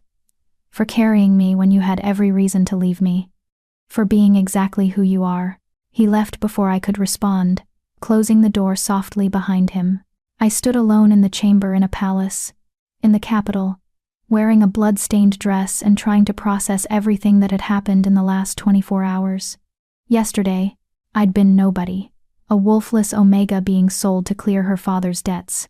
Today, I was under the Alpha King's protection, living in his palace, being thanked for just existing. It didn't feel real. I moved to the bath, where servants had already prepared hot water, scented with lavender. I stripped off my ruined dress and sank into the warmth, hissing as the heat found every bruise and ache I'd accumulated during the journey. My muscles screamed in protest, remembering the 10 miles of dragging a dying wolf through a blizzard. But I'd done it. I'd saved him. And somehow, in doing so, I'd saved myself. I washed slowly, methodically, scrubbing away the physical evidence of the journey even as the memory of it burned itself into my mind. The weight of the harness cutting into my shoulders, the endless white of the blizzard. The moment when the king had dragged himself to my side and helped me stand when I couldn't do it alone. We'd saved each other. That's what that moment had been. 2 broken creatures refusing to let go. When I finally emerged from the bath, I found a simple nightgown laid out on the bed, soft, clean, comfortable. I dressed quickly and climbed under the covers, my body crying out for sleep. But sleep didn't come easily. Instead, I lay there in the darkness, listening to the sounds of the palace around me, distant footsteps, murmured voices, the crackle of fire from the king's chamber next door, and underneath it all, barely audible, the sound of someone breathing. Davian, on the other side of the wall, close enough that I could sense him, could feel his presence like a warm weight pressing against my consciousness. He was there, real, alive because I'd refused to let him die. And I was here. Safe. Protected by someone who looked at me and saw worth instead of worthlessness. It should have felt like a fairy tale. Like the happy ending my mother's stories had promised. But fairy tales didn't prepare you for the complicated reality of being saved. Didn't explain what it meant when someone powerful looked at you with desperate need in their eyes. Didn't warn you about the way gratitude could twist into something more. Something dangerous, something that felt almost like, no. I cut off that thought before it could fully form. This wasn't a love story. This was survival, mutual desperation. 2 lonely people finding temporary comfort in each other's existence. In 3 days, the novelty would wear off. Davian would remember he was king, and I was nobody. The gap between us would become visible again, and I'd find my place here probably in the kitchens or the gardens. Somewhere a wolfless omega could be useful without causing trouble. This moment, this feeling of being wanted, of being important, was temporary. I needed to remember that, even as part of me whispered, "What if it's not?" I woke to screaming. For a disorienting moment, I couldn't place where I was. Then, memory crashed back the palace, the king's chambers, the borrowed bed in the converted sitting room. And the screaming was coming from Davian's room. I was moving before conscious thought caught up, stumbling through the connecting door in my nightgown. The king's chamber was dark except for the dying embers in the fireplace, and in the massive bed, Davian thrashed like he was fighting for his life. No. The word tore from his throat, raw with terror. Please, no. Nightmare. He was having a nightmare. I approached the bed cautiously, remembering Captain Thessa's warnings about waking a sleeping shifter. They could strike out on instinct, not recognizing friend from foe. But Davian's face was twisted with agony, and something in me couldn't bear to watch him suffer. Davian, I said softly, stopping just out of reach. It's okay. You're safe. It's just a dream. He didn't hear me. Didn't stop thrashing. His breathing was rapid and shallow, and I could see fresh blood seeping through his bandages where his movements had torn his stitches. Damn the caution. I climbed onto the bed and reached for his face, cupping it gently between my hands. Davian, wake up. You're safe. I'm here. His eyes snapped open, wild, golden, unseeing. For a heartbeat, I thought he'd strike me. His hand moved lightning fast, catching my wrist in a grip that would bruise. Then recognition flooded his features. Dorothy? His voice was hoarse, disoriented. What? You were having a nightmare, I said softly, not trying to pull away from his grip. You were screaming. Shame flickered across his face. I'm sorry. I didn't mean to wake you. He stopped, finally registering our positions. Me on his bed, my hands on his face, his hand around my wrist. You shouldn't be here. You were hurting yourself, I said, gesturing to the fresh blood on his bandages. Your stitches tore. I heal fast. It's fine. It's not fine. I finally pulled my wrist free and moved to examine the damage. You're going to make everything worse if you keep thrashing like that. What were you dreaming about? Davian went very still. The attack, the hunters, dying alone in the snow. His voice dropped to barely a whisper. Thinking that was how it would end. That no one would find me. That I'd die as the king. Not as me. The vulnerability in those words made my chest ache. I carefully peeled back his bandages, checking the stitches. 2 had torn, but not badly. I could fix this. Stay still, I ordered, moving to the wash basin to clean my hands. I need to restitch these. Dorothy, it's the middle of the night. You don't have to. I said, stay still. I gathered what I needed. Needle, thread, cloth. You claimed me, remember? That means you're stuck with me, fussing over you whether you like it or not. A sound escaped him, half laugh, half something else. I'm the king. I don't take orders. Right now, you're my patient. I returned to the bed and settled beside him. And patients do what their healers tell them. Now hold still before you make this worse. His eyes met mine, and in them I saw wonder, like he couldn't quite believe I was real, like he was afraid if he blinked, I'd disappear. I worked in silence, my hands steady, despite the intimacy of the situation. Despite the way my nightgown had ridden up, revealing too much leg, despite the fact that I was on the Alpha King's bed, in his private chambers, at night, alone. This should have been terrifying, should have made every warning bell in my head scream. Instead, it felt right, like this was where I was supposed to be. Done, I said finally, tying off the last stitch. Try not to tear these again. I'm running out of thread. Davian caught my hand before I could move away. His grip was gentle now, asking rather than demanding. Stay. Davian. Please. The word came out broken. Just, until I fall asleep. I don't want to be alone with the nightmares. I should say no. Should return to my borrowed bed, and maintain whatever boundaries still existed between us. Should remember that he was king, and I was nobody, and this couldn't end well.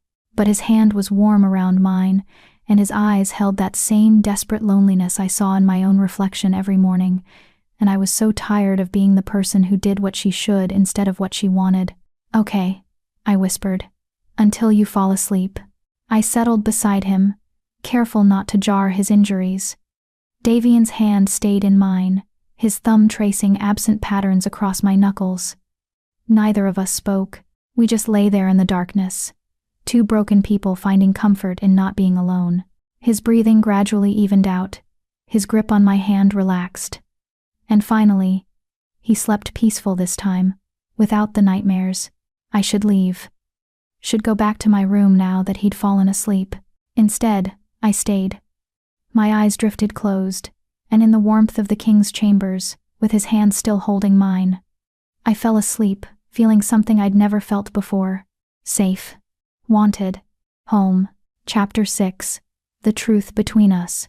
I woke to sunlight streaming through unfamiliar windows, and the immediate mortifying realization that I was still in the king's bed. Not just in his bed curled against his side, my head resting on his chest, his arm wrapped protectively around me like I belonged there. Our legs were tangled together beneath silk sheets, and I could feel the steady rhythm of his heartbeat beneath my cheek, the rise and fall of his breathing. This was bad. This was so bad. I tried to ease away carefully, to extract myself without waking him, but the moment I moved, Davian's arm tightened around me. Don't. His voice was rough with sleep, but there was no mistaking the command in it. Stay, please. Someone could come in, I whispered, my face burning. They'll see. Let them see. His hand moved to stroke my hair, the gesture so tender it made my throat tight. You're under my protection. That means you're allowed to be wherever I want you to be. That's not how this works. There are rules. Protocol. People will talk. People always talk.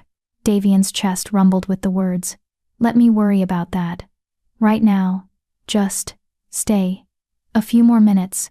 That's all I'm asking. I should refuse. Should maintain boundaries that were already dangerously blurred. But his warmth was seeping into me, melting away the chronic cold I'd carried my entire life. And his hand in my hair felt like safety, like being cherished, like something I'd never known I was missing until now. A few more minutes, I agreed quietly. We lay there in the golden morning light, neither of us speaking. Outside, I could hear the palace waking servants moving through the corridors, guards changing shifts, the distant clatter of breakfast preparations, the world continuing on, oblivious to the impossible thing happening in the king's chambers. I didn't have nightmares, Davian said finally, his voice quiet. Last night, after you came, I just slept. Peacefully. I can't remember the last time that happened. You were exhausted. You'd been wounded and traveled all day. It wasn't the exhaustion. His arm tightened around me. It was you, knowing you were there, knowing I wasn't alone. It made the darkness less dark. I lifted my head to look at him. His golden eyes were already on me, and the intensity in them stole my breath. This wasn't gratitude. This was something else, something deeper and more dangerous. Davian, I said carefully, what are we doing? I don't know. His hand came up to cup my face, his thumb brushing across my cheekbone. I've been king for 10 years. I know strategy, politics, warfare. I know how to read people, how to anticipate their moves, how to stay 3 steps ahead of everyone around me. But this I don't know what this is. I just know I don't want it to stop. I'm nobody, I whispered. A wolfless omega from a backwater pack. You're the king. There's no future where this makes sense. Maybe not. His thumb traced my lower lip, and heat pooled in my stomach. But right now, in this moment, it makes perfect sense. You saved my life. You carried me through a blizzard when you had no reason to care whether I lived or died. You looked at me and saw something worth saving. How am I supposed to let that go? You don't have to let it go. You can keep me here, under your protection. I'll be grateful for that. I'll serve you however you need. But this, I gestured between us. Whatever this is becoming, it's going to hurt us both when reality catches up. What if I don't care? Davian's voice was fierce. What if I'm tired of doing what makes sense? What if I want something just for me? Just for once? Regardless of whether it's wise or practical or appropriate, then you'll regret it, I said quietly. When your advisors remind you that a king needs a queen who can strengthen alliances, when the nobles expect you to mate with someone who can shift, who can give you heirs, when you realize that keeping me here like this is just going to make everything more complicated, Davian was quiet for a long moment. Then he sat up, careful of his injuries, and looked at me with an expression I couldn't read. "There's something you should know," he said. "About why I was in your territory, about what happened before the hunters attacked." Dread pooled in my stomach. "What?" "I was running away." The words came out flat, matter of fact. From the palace. From my responsibilities. From a wedding that was supposed to happen in 2 weeks. The world tilted. A wedding. To Princess Abigail of the Eastern Territories. It's been arranged for months. A political alliance to unite the Eastern and Northern packs. Davian's jaw tightened. "I've met her 3 times. She's beautiful, accomplished, politically savvy, everything a queen should be. And I feel absolutely nothing when I look at her. I should have expected this. Should have known that a king wouldn't be unattached." But hearing it still felt like a physical blow. "So you ran," I said quietly. "I ran," he laughed bitterly. "Like a coward. I shifted and just ran. Didn't tell anyone where I was going. Didn't bring guards. Just needed to feel something other than trapped. And that's when the hunters found me. And I found you. And you saved me." His eyes met mine. "And now I'm back here. And the wedding is still supposed to happen. And I still feel nothing for her. Except now I feel everything for you, and I don't know what to do about it." The confession hung in the air between us, too honest, too raw, too dangerous. "You marry her," I said, each word like swallowing glass, "because that's what kings do. They make sacrifices for their kingdoms, and you keep me here as whatever you want me to be. A friend, a companion, someone who reminds you that you're more than just a crown. But you marry her, because that's what makes sense." "I don't want to make sense." Davian's voice was rough. "I want to be selfish. I want to claim you properly. Want to make you mine in every way that matters. Want to wake up every morning with you in my arms, and not care what anyone thinks about it. You can't." My throat was tight with tears I refused to shed. "You're the king. You don't get to be selfish. Then what was the point?" The anguish in his voice made my chest ache. What was the point of surviving, of being saved, if I just go back to being trapped? If I marry someone I don't love, and spend the rest of my life wondering what could have been? I didn't have an answer. Because he was right, it wasn't fair. None of this was fair, but fairness didn't change reality. A sharp knock on the door made us both jump. "Your Majesty," Captain Thessa's voice, brisk and professional. "The council is requesting your presence. They've heard about your return, and they have questions." "About me," she meant. They had questions about me. Davian's expression hardened. "Tell them I'll attend after I've bathed and eaten. And Captain, the girl stays in my chambers. Anyone who has a problem with that can take it up with me directly." A pause. Then, "As you command, Your Majesty." Her footsteps retreated down the corridor. "You should go to them," I said quietly. "Answer their questions. Do what you need to do as king. I'll stay here. Out of the way. I don't want you out of the way." Davian's hand found mine again, gripping it like a lifeline. "I want you beside me. Always." "That's not possible." "Why not?" "Because I'm nobody." The words burst out of me, all the frustration and fear and confusion boiling over. "Because I can't shift, can't fight, can't do anything that would make me a suitable companion for a king. Because you're supposed to marry a princess, not keep a broken omega in your chambers like some kind of—" Davian kissed me. It was sudden and desperate, and absolutely should not have been happening. His hand slid into my hair, tilting my head back, and his mouth claimed mine with a hunger that made every rational thought evaporate. I should push him away, should maintain the last shreds of propriety, should remember all the reasons this was impossible. Instead, I kissed him back, my hands fisted in his shirt, pulling him closer even as some distant part of my brain screamed that this was madness. He tasted like mourning and desperation, and something wild that called to a part of me I didn't know existed. His kiss was demanding, claiming, saying everything words couldn't. "Mine. You're mine. I don't care what makes sense." When we finally broke apart, we were both breathing hard. Davian's forehead rested against mine, his eyes closed, his hands still buried in my hair. "Tell me you didn't feel that," he whispered. "Tell me I'm imagining this connection between us. Tell me you don't feel it too, and I'll let you go. I'll marry Abigail and keep you here as a companion and never touch you again. But you have to tell me truthfully, do you feel nothing for me? I should lie. Should protect us both from the inevitable heartbreak. Should say the words that would make this easier. But I'd spent my entire life being what other people needed. Being small, being convenient, being forgettable. And I was so tired of lying. I feel everything," I whispered. "And it terrifies me." Davian's eyes opened, blazing with something fierce and triumphant. "Then we find a way. I don't know how yet. But we find a way to make this work. Because I'm not losing you. I can't. The council can wait." He stood, pulling me with him. "First, we eat. Then we bathe. Then I'll deal with whatever political nightmare is waiting for me. But you stay with me through all of it. Understood?" It wasn't really a question. But I nodded anyway, because some part of me, the part that had dragged him 10 miles through a blizzard, understood stubbornness when she met it. The council chamber was exactly as intimidating as I'd imagined. A massive oval table dominated the room, surrounded by high-backed chairs where the realm's most powerful shifters sat. They turned as one when Davian entered with me at his side, dressed in borrowed clothes that were too fine for someone like me. My hand firmly clasped in his. The silence was deafening.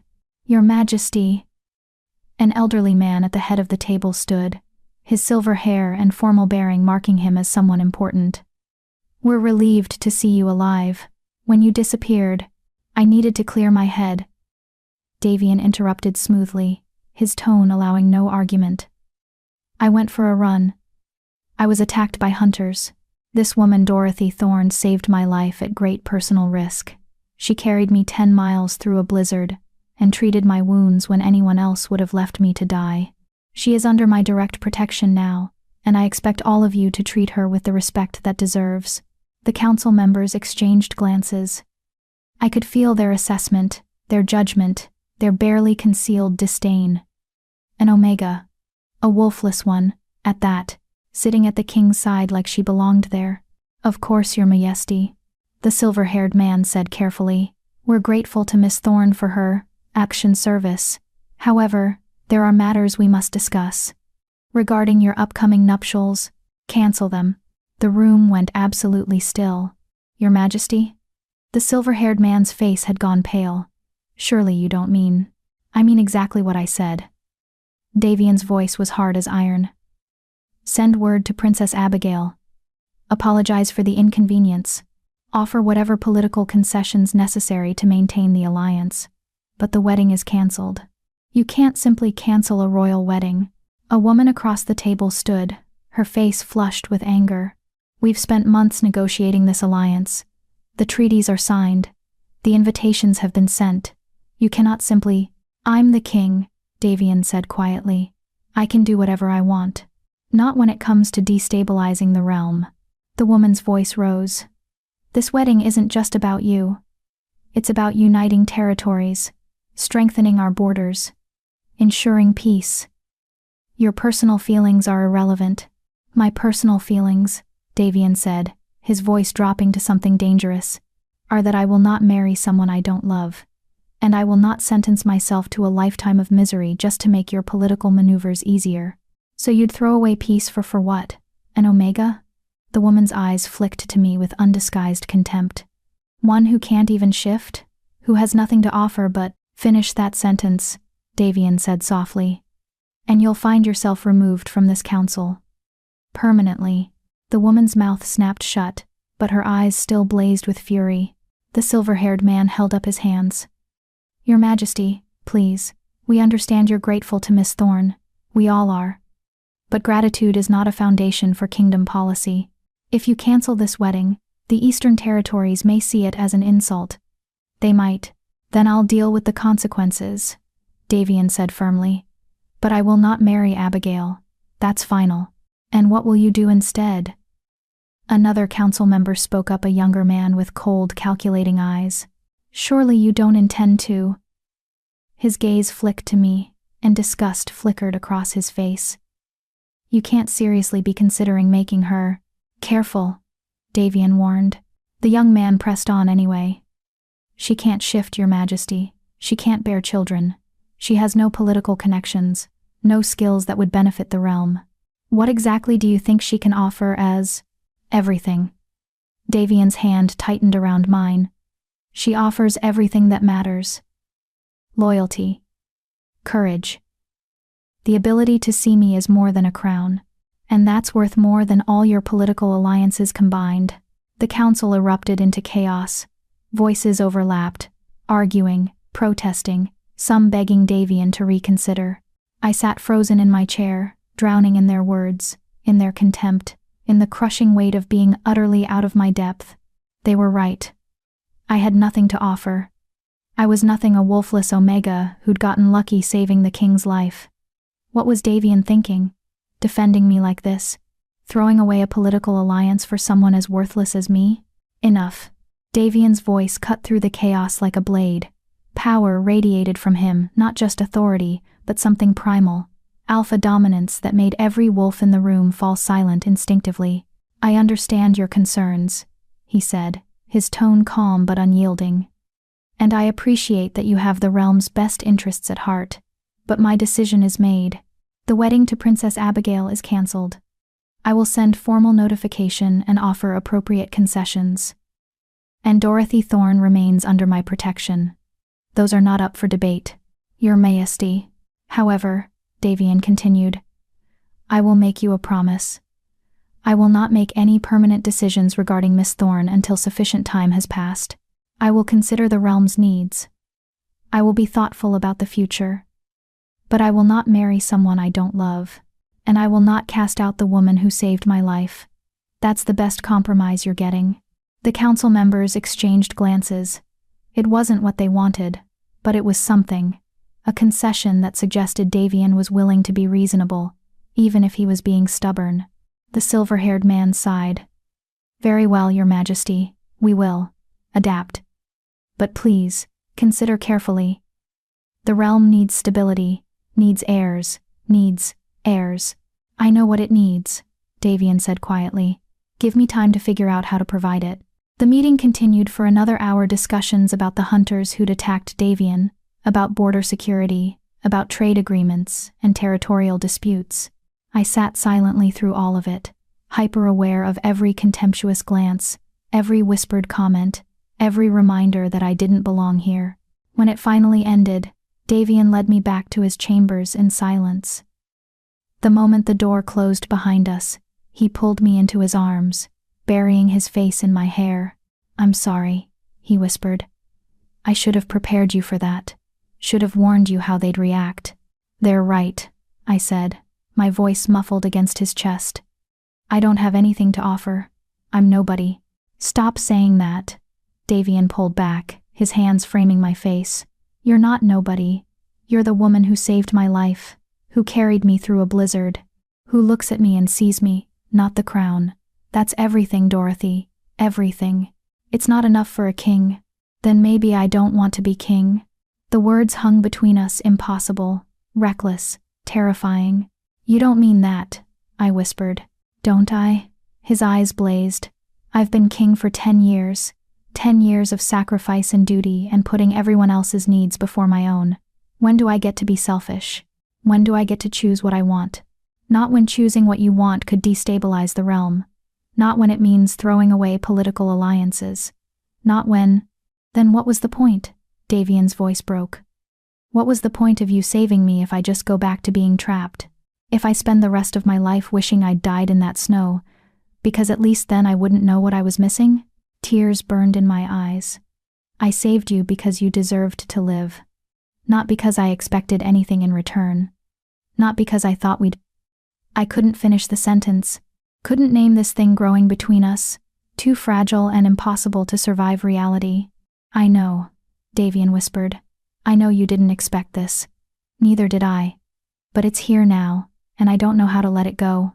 You have to. The words hurt coming out. You're the king. You have responsibilities. And I'm just the girl who happened to be in the right place at the right time. We can be friends. I can stay here under your protection. But this us, it can't be more than that. Why not? Because I love you too much to let you destroy yourself for me. The confession escaped before I could stop it. Davian went very still, his eyes widening with shock and something that looked like wonder. Say that again, he breathed. No. I tried to pull away, but his hands tightened on my face. I shouldn't have said it. Forget I. Say it again, Dorothy. I closed my eyes, tears spilling down my cheeks. I love you. And that's exactly why we can't do this. Because I won't let you sacrifice everything for someone like me. I won't be the reason the realm falls apart. I won't. He kissed me again. Softer this time, but no less devastating. When he pulled back, his own eyes were bright with unshed tears. I love you too, he whispered. And I know that's terrifying. I know it's impossible. But it's true. And I'd rather spend 1 year with you and lose the crown than spend 50 years without you and keep it. Don't say that. Please don't say that. Then tell me how to make this work. Tell me how to keep you and keep the kingdom. Because I can't. His voice broke. I can't lose you. Not now. Not after finally finding you. I didn't have an answer. Because there was no answer. He was king. I was nobody. And sometimes, love wasn't enough. We stood there in his chambers, holding each other while the sun climbed higher in the sky and reality pressed against the windows like a living thing. Tomorrow would come, the council would return. Princess Abigail would hear about the cancelled wedding. The realm would have opinions about the wolfless Omega living in the king's chambers. But for now, in this moment, we had each other. And maybe, just maybe, we could figure out how to make that enough. Chapter 7. 3 weeks passed in a strange sort of limbo. Davian cancelled the wedding to Princess Abigail. The political fallout was exactly as bad as the council had predicted. Angry letters from the eastern territories, whispered accusations of instability, nobles circling like vultures sensing weakness. But Davian held firm, enduring every criticism, every veiled threat, every reminder that he was putting his personal desires above the realm's needs. And through it all, I stayed. I stayed in the chambers connected to his. I stayed at his side during council meetings, enduring the contemptuous stares and barely concealed hostility. I stayed awake beside him when the nightmares came, stroking his hair until he could sleep peacefully again. I stayed even though every rational part of me screamed that this couldn't last, that eventually something would have to give. We didn't discuss the future, didn't talk about what we were to each other, what this arrangement meant, how long it could possibly continue. We existed in stolen moments, late-night conversations in his chambers, shared meals when we could escape the palace's demands, quiet mornings when I'd wake to find him watching me like I was something precious. It felt like borrowed time, like a dream I'd wake from at any moment. And then Princess Abigail arrived. I was in the library, Davian's gift to me, a room filled with more books than I could read in 10 lifetimes when Captain Thessa found me. She's here, the captain said without preamble. Princess Abigail. She arrived an hour ago and demanded an audience with the king. My stomach dropped. Why would she come here? The wedding's cancelled. What could she possibly? She's refusing to accept the cancellation. Captain Thessa's expression was grim. She's claiming that the king was clearly not in his right mind when he made that decision, that he was recovering from a near-death experience, and not thinking clearly. She's asking the council to override his decision. Can she do that? Legally? No. The king's word is law. But politically? Captain Thessa's jaw tightened. She has powerful allies. If enough of the council supports her claim, it could create a crisis. Davian might be forced to choose between you and civil war. The words hit like a physical blow. Civil war. Because of me. Because a wolfless Omega had dared to save the king's life, and had somehow become important to him. I need to leave, I said, standing on shaky legs. If I'm not here, the problem goes away. He can marry her, secure the alliance. That's not what the king wants. It doesn't matter what he wants. The words burst out of me, all the fear and guilt I'd been carrying for 3 weeks finally breaking through. He's the king. He has responsibilities. And I'm just making everything worse by being here. Captain Thessa studied me for a long moment. You really love him, don't you? The question stole my breath. Don't lie to me. I've been watching you two for weeks. I see how you look at him. How he looks at you. And I see how terrified you are that you're going to destroy him." She moved closer, her voice softening. "You're not wrong to be afraid. This situation is impossible. But running away won't fix it. It'll just break you both. Better broken than dead," I whispered. "Better broken than watching the realm tear itself apart because he chose me." "Is it?" Captain Thessa asked. "Because from where I'm standing, you two have something rare, something worth fighting for. And if you run now, you'll spend the rest of your life wondering what could have been. I already know what could have been. Nothing. We could have been nothing, because that's all we were ever going to be. I'm nobody, Captain. A wolfless omega from a backwater pack, and he's the king. There was never a future where this worked." Before Captain Thessa could respond, the library door burst open. A young servant stood there, breathless and pale. "Miss Thorne," she gasped. "The king requests your presence in the throne room, immediately."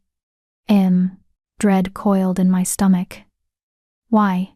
"Princess Abigail wishes to meet you." The throne room was more intimidating than the council chamber.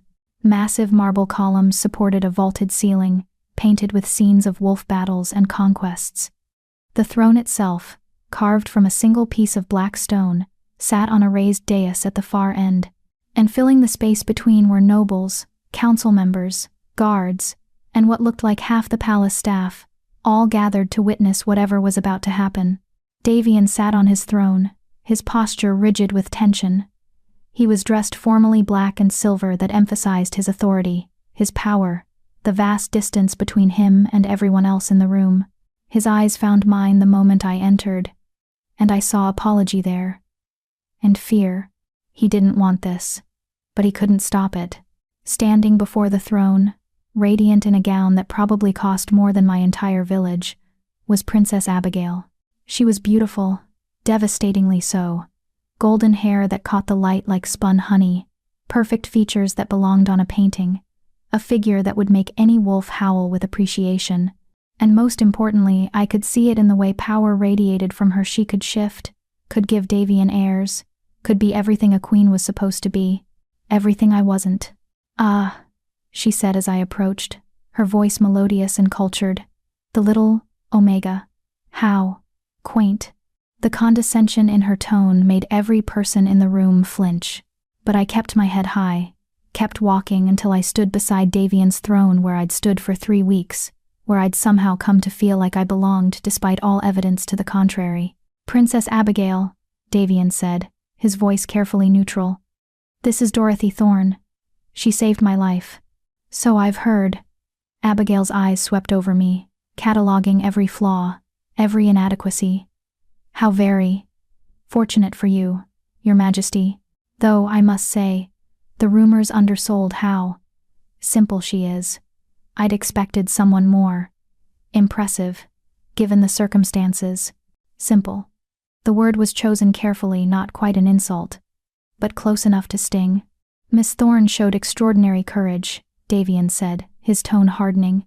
"She carried me 10 miles through a blizzard, treated my wounds, and saved my life when anyone else would have left me to die. I'd say that's fairly impressive." "Oh, I don't doubt her physical capabilities." Abigail's smile was sharp. "Though one does wonder if gratitude is being confused with something else. After all, Your Majesty, you were gravely injured, barely conscious. Surely you couldn't have been thinking clearly during your recovery, and decisions made under duress." She let the sentence hang, pregnant with implication. The throne room went utterly silent. "Are you suggesting," Davian said softly, dangerously, "that I don't know my own mind?" "I'm suggesting that you were traumatized, that you formed an understandable attachment to your rescuer, and that perhaps in your gratitude you made some impulsive decisions that you're now finding difficult to reverse." Abigail's eyes never left his face. "The wedding can still happen, Your Majesty. I'm willing to forgive this indiscretion. We can put this unpleasantness behind us and move forward with our original arrangement." "There was no indiscretion," Davian said, his voice like iron. "And I'm not interested in moving forward with any arrangement. Because of her? For the first time, Abigail's composure cracked slightly. She looked at me with genuine confusion. Your Majesty, I mean no disrespect to Miss Thorne's heroism, but surely you see that she's entirely unsuitable as anything more than a companion, a friend. She can't shift, can't bear children, can't offer your kingdom anything that would justify the political chaos you've created. Every word was true. Every word drove itself into my chest like a blade. She offers me herself, Davian said quietly. That's enough. It's not. Abigail's voice rose, losing its careful modulation. You're the king. You need a queen who can stand beside you, who can produce heirs to secure the succession, who can forge alliances and strengthen the realm. What can she do?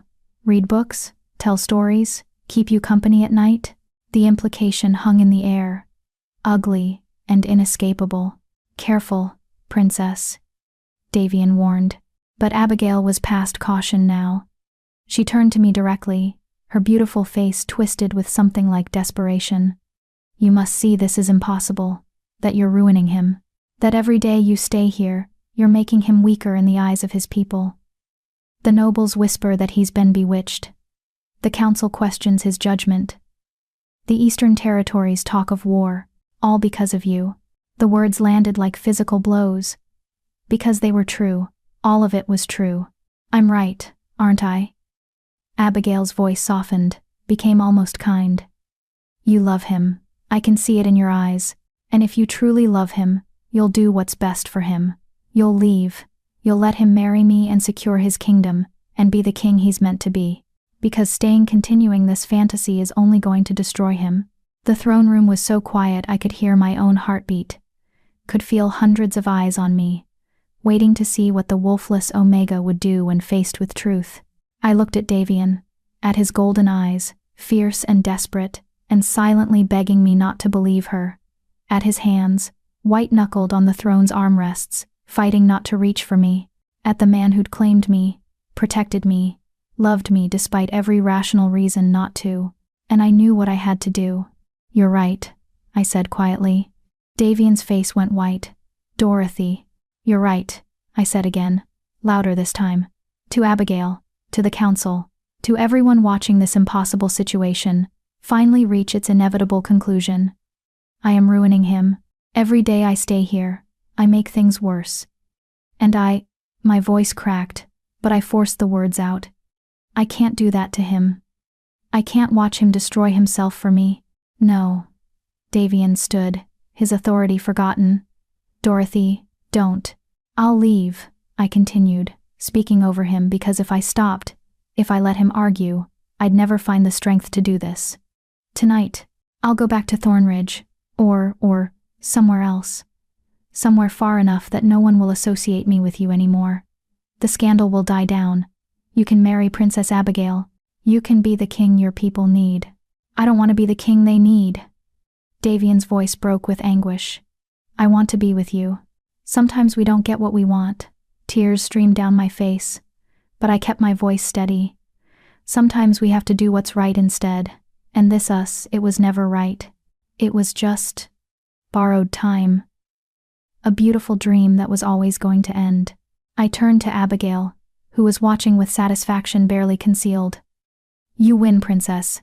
Marry him. Be his queen. Give him the heirs he needs. My voice finally broke. Just make him happy. Please. He deserves to be happy. Dorothy, stop. Davian was down from the throne now, reaching for me. You're not leaving. I won't let you. You don't have a choice. I stepped back, putting distance between us. If he touched me, if he held me, I'd break. I'd lose what little courage I'd managed to scrape together. I'm not yours to command anymore. I'm leaving. And you're going to let me go. Because it's the right thing to do. Because you're a good man and a good king, and you know I'm right. I don't care about being right. Davian's voice was ragged. I care about you. I love you. I love you too. The words were barely a whisper. That's why I'm leaving. I turned and walked toward the throne room doors, each step feeling like dying. Behind me, I heard Davian trying to follow, heard Captain Thessa intercepting him, heard his anguished protest. But I didn't look back. Couldn't look back, because if I did, I'd run to him. I'd let him keep me despite the cost. And I loved him too much for that. I made it to the chambers, his chambers, the room that had become home before the tears truly came. I collapsed on the bed we'd shared, the bed where I'd held him through nightmares and woken to his arms around me, and let the grief pour out. Great, heaving sobs that shook my entire body, that felt like they'd tear me apart from the inside. I'd done the right thing. I knew I'd done the right thing. So, why did it hurt so much? I don't know how long I lay there, drowning in misery. Hours, maybe. Long enough for the sun to set, for darkness to press against the windows, long enough for my tears to run dry, leaving only hollow emptiness behind. A knock on the door. "Miss Thorne?" A servant's voice, gentle. "I have orders to help you pack. There's a carriage waiting to take you, wherever you wish to go." Right. Because Davian was efficient, even in heartbreak. He'd make sure I was taken care of, even as I walked away from him. "Thank you," I called back, my voice hoarse. "I'll be ready soon." I gathered my few belongings, the books Davian had insisted I take, the clothes he'd given me, small treasures from 3 weeks of borrowed happiness. It all fit in a single trunk, my entire life with him, reduced to what I could carry. I was fastening the trunk when the door opened. "The carriages," I turned, expecting the servant. It was Davian. He looked wrecked. His formal clothes were disheveled, his hair a mess like he'd been running his hands through it. His eyes were red-rimmed and haunted. "Don't go," he said simply. "Davian, please." He crossed the room in 3 strides, his hands framing my face. "I know what you think you're doing. I know you think you're saving me. But you're not. You're killing me.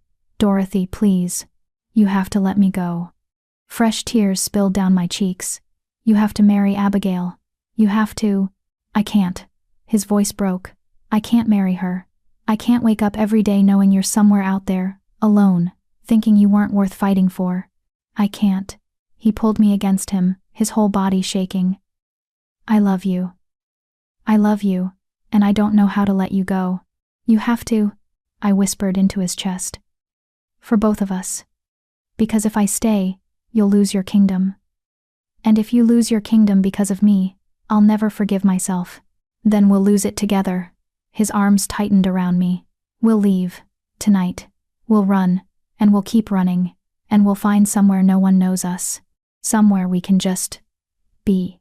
The fantasy was so tempting. So beautiful. Run away with him. Leave the crown behind. Start over somewhere new. Somewhere our impossible love might actually work. But it was just that, a fantasy. "You'd regret it," I said quietly. "Maybe not tomorrow, or next week, or even next year. But eventually, you'd regret it. You'd miss being king. You'd wonder about the kingdom you abandoned, and you'd look at me and realize I wasn't worth it. That would never happen. You don't know that. You can't know that." I pulled back enough to look at his face, memorizing every detail. The golden eyes, the strong jaw, the lips that had kissed me like I was something precious. And I can't live with that uncertainty. Can't spend the rest of my life waiting for you to regret choosing me. "Dorothy, let me go," I whispered. "Please. If you love me at all, let me go." For a long moment, Davian just held me. Then, slowly, painfully, his arms loosened. He stepped back, his face a mask of devastation. "I'll always love you," he said hoarsely. "Always. No matter what happens. No matter who I marry or how much time passes. You were the one, Dorothy. The only one who ever really saw me." "I know," I whispered. "You were mine too." One last look. One last moment of being in the same room, breathing the same air, existing in the same space. Then I picked up my trunk and walked away from the only man I'd ever loved. The carriage was waiting, just as promised. I climbed in without looking back at the palace, at the windows that might have held Davian watching me leave. If I looked, I'd break. If I looked, I'd run back to him and damn the consequences. "Where to, miss?" the driver asked. "Where to?" I had no home in Thornridge anymore. No place that would welcome a wolfless Omega who dared to reach above her station. Anywhere, I said quietly. Just drive. The carriage lurched forward, carrying me away from the palace, away from the capital, away from the impossible love that had bloomed in a barn and withered under the weight of reality. I'd done the right thing. I'd saved Davian from his own heart. I'd protected the realm from the chaos our love would have caused. So why did doing the right thing feel exactly like dying? The carriage had barely reached the city gates when we stopped. "What's wrong?" I called to the driver. No answer. Then the door opened, and Captain Thessa climbed in. "Get out," she said. I blinked. "What?" "Get out of the carriage, Miss Thorne. Now." Confused, I obeyed. Captain Thessa grabbed my trunk and handed it to another guard, then took my arm and began marching me back toward the palace. "I don't understand," I said. "I'm leaving." I agreed to leave. "What? You're not leaving." Captain Thessa's grip was firm but not unkind.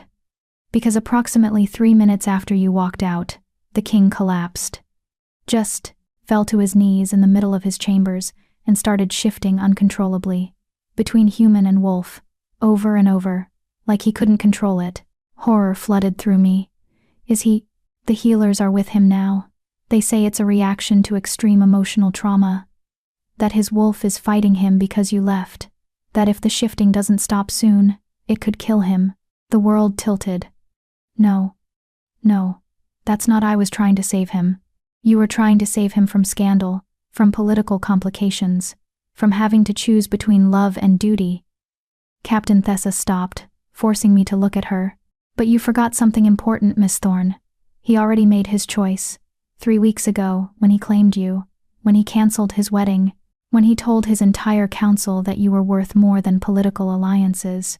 And by making that choice for him, you're killing him just as surely as those hunters' arrows would have. What am I supposed to do? You're supposed to go back to him. You're supposed to let him love you, publicly and completely, and damn the consequences, because that's the only way he survives this." Captain Thessa's expression softened. "I know you think you're protecting him. I know you love him enough to sacrifice your own happiness. But sometimes, Miss Thorne, the bravest thing you can do is let yourself be loved. Even when it's complicated, even when it's impossible, even when it scares you." She was right. Moon Goddess help me, she was right. I'd been so focused on doing what I thought was noble, what I thought would save him, that I'd forgotten the most important thing. Davian had already chosen. He'd made his decision, claimed me in front of his entire council, stood against political pressure for 3 weeks, and I just erased that choice. Decided I knew better than him what he needed. Treated him like a child who couldn't be trusted with his own heart. "Take me back," I whispered. "Please, take me back to him." Captain Thessa smiled. Already moving, we ran through the palace corridors, my trunk forgotten, guards scrambling out of our way. When we burst into Davian's chambers, I found them crowded with healers surrounding a figure on the floor, who was shifting wolf to man, man to wolf, over and over in a painful cycle that made my chest ache. "Davian!" I pushed through the healers, dropping to my knees beside him. "Davian, I'm here. I'm sorry. I'm so sorry." His shifting stuttered. Golden eyes, man's eyes in a wolf's face fixed on me with desperate hope. "I'm not leaving," I said, taking his half-shifted head in my hands. "I'm never leaving. I was wrong. I was so wrong. You chose me, and I should have trusted that. Should have believed you knew what you wanted. I'm sorry." The shifting slowed. Stopped. Davian's form settled back into human, and he collapsed against me, his whole body shaking. "Don't leave," he gasped. "Please, Dorothy, don't ever." "Never," I promised, holding him tight. "I'm never leaving you again. I swear it." Around us, the healers exchanged glances. One of them, an elderly woman with kind eyes, smiled slightly. "Well," she said, "that's one way to cure emotional trauma. Though I'd recommend less dramatic methods in the future." I laughed, the sound verging on hysterical. Noted. Davian's arms wrapped around me, and for the first time in hours, I felt like I could breathe again. like the world had snapped back into place. "I love you," he whispered. "And I don't care what it costs. I don't care what they say. You're mine. And I'm keeping you." "I love you too," I whispered back. "And I'm sorry I tried to make that choice for you. I won't do it again. Promise? Promise? Promise." We stayed there on the floor, holding each other, while the healers filtered out and left us alone. Eventually, Davian pulled back enough to look at me. "Marry me," he said. I froze. "What?" "Marry me." His eyes were fierce, determined. "Not because it's practical, or politically wise, or because anyone expects it. Marry me because I love you and you love me and we're done letting fear make our decisions. Marry me, Dorothy. You need a queen who can Idis." "I need you," he interrupted. "Everything else we'll figure out together. But I need you beside me, officially and permanently, or I'm going to lose my mind. So marry me, please." It was insane. Impossible. Every rational argument still applied. I couldn't shift, couldn't bear children, couldn't be the queen the realm expected. But looking into his eyes, seeing the absolute certainty there, I realized something important. Sometimes love wasn't about being practical. Sometimes it was about choosing each other, over and over, despite every obstacle. Sometimes the bravest thing you could do was say yes to something impossible, and trust that you'd find a way to make it work. "Yes," I whispered. "Yes, I'll marry you." Davian's face lit with joy so pure it took my breath away. He kissed me deep and claiming and full of promise, and I kissed him back, pouring every ounce of love and hope and terrified determination into it. We'd figure it out. Somehow, we'd make this work. We had to. Because the alternative, living without each other, was no longer an option. Chapter 8. The Coronation of Broken Things. The announcement of our engagement sent shockwaves through the realm. Princess Abigail left the capital the same night, her departing words a thinly veiled threat about the Eastern Territories remembering this insult. Half the council resigned in protest. Nobles who'd spent years cultivating relationships with Davian suddenly found reasons to return to their home territories. Letters poured in from across the realm, some supportive, most scathing, all of them, making it clear that the Alpha King marrying a wolfless Omega was unprecedented, inappropriate, and potentially disastrous. Davian read each one with the same expression of grim determination, then filed them away without response. "Let them be angry," he said when I found him late one night, surrounded by complaints and threats. "They'll adapt eventually, or they won't. Either way, I'm not changing my mind."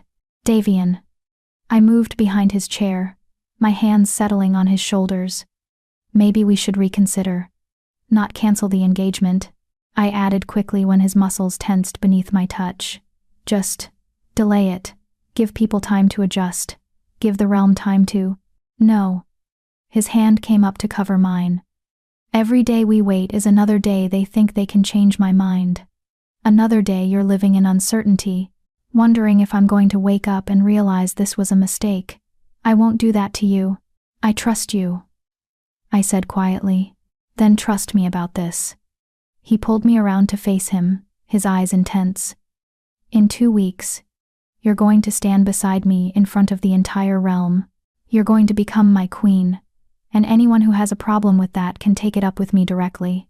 2 weeks, 14 days until I became something I'd never imagined possible. Queen, Luna, mate to the most powerful shifter in the Northern Territories. The girl who couldn't shift, elevated to the highest position in the land.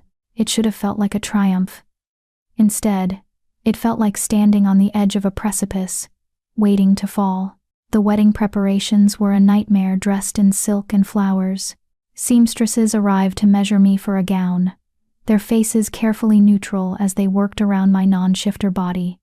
No tail to account for in partial shifts, no claws that might tear delicate fabric, just a human-shaped woman who'd somehow captured the king's heart. "You'll be beautiful, Miss Thorne," the head seamstress said kindly, though I caught the doubt in her eyes. Beautiful, perhaps, but would beautiful be enough? The ceremony itself was being planned down to the smallest detail. A royal wedding hadn't happened in 15 years, and everyone seemed determined to make this one perfect, or as perfect as possible. given the controversial nature of the bride. You'll need to learn the traditional vows. Lady Helena, the palace's protocol master, informed me during one particularly grueling preparation session. She was a stern woman in her 60s who'd served 3 generations of royalty and clearly thought Davian had lost his mind. They're in the old language, quite complex. Most queens spend months memorizing them. I have 2 weeks, I said, looking at the phonetically written text she'd provided. The symbols swam before my eyes, ancient and incomprehensible. Yes, well. Lady Helena's tone suggested this was exactly the sort of problem one encountered when marrying inappropriate omegas. Do your best, dear. No one expects perfection from someone in your position. The condescension stung, but I bit my tongue. Getting angry wouldn't help. I just had to prove I could do this. Could be what Davian needed. Could be worthy of the faith he'd placed in me. I studied those vows until my eyes burned, practiced the pronunciation until the foreign syllables felt almost natural in my mouth. Davian would find me late at night, still hunched over the text, and pull me away. You don't have to be perfect, he'd remind me, his arms wrapping around me from behind. You just have to be you. What if that's not enough? The fear kept surfacing, no matter how many times he reassured me. What if I mess up the vows, or trip walking down the aisle? Or, then we'll laugh about it later. His lips brushed my temple. Dorothy, the ceremony doesn't matter, the politics don't matter. The only thing that matters is that at the end of it, you're my wife, my mate, my queen. Everything else is just noise. I wanted to believe him, wanted to trust that love alone could overcome every obstacle we'd face. But doubt gnawed at me, persistent and poisonous. 5 days before the wedding, a delegation arrived from the Eastern Territories. They requested a formal audience with Davian, and protocol demanded he grant it. I stood beside his throne, my place now, despite the scandalized looks it still generated, and watched as Princess Abigail's father, Duke Aldrich of the Eastern Reaches, approached with cold fury in his eyes. Your Majesty, he said, his bow barely deep enough to be respectful. We come seeking clarification regarding certain decisions you've made. Speak plainly, Duke, Davian replied, his tone neutral. You've broken a contract, a sacred agreement between our territories. My daughter was promised to you. Treaties were signed, concessions were made, and you've thrown it all away for... His eyes flicked to me with undisguised contempt. For this, the throne room went silent. Miss Thorne has a name, Davian said quietly. Use it, Miss Thorne. Duke Aldrich spat. Is nobody. A wolfless omega with nothing to recommend her except that she happened to be in the right place at the right time. You're throwing away a strategic alliance for a woman who can't even shift. I'm throwing away nothing, Davian said, his voice hardening. I'm choosing my mate, my queen, and I'm choosing her freely, without coercion or political manipulation. If the Eastern Territories find that insulting, then perhaps we need to reconsider what kind of alliance we actually had. Without the marriage, there is no alliance. Duke Aldrich's words carried the weight of threat. We've tolerated your independence. Your Majesty, we've allowed you to unite the Northern Territories under your rule, but that tolerance has limits. Push us too far, and you'll find yourself facing enemies instead of allies. War. He was threatening war. Over me. My chest tightened with guilt and fear. This was exactly what I'd tried to prevent by leaving. This was why I'd walked away to stop this moment from happening. But Davian remained unmoved. If the Eastern Territories choose to become enemies over my marriage, then we'll deal with that as it comes. But I will not be threatened into abandoning my mate. That's final. Duke Aldrich's face flushed with rage. You're making a mistake, boy. One you'll regret when... Careful, Davian interrupted, his voice dropping to something dangerous. You're in my throne room, in my palace, in my territory, and you're threatening my mate.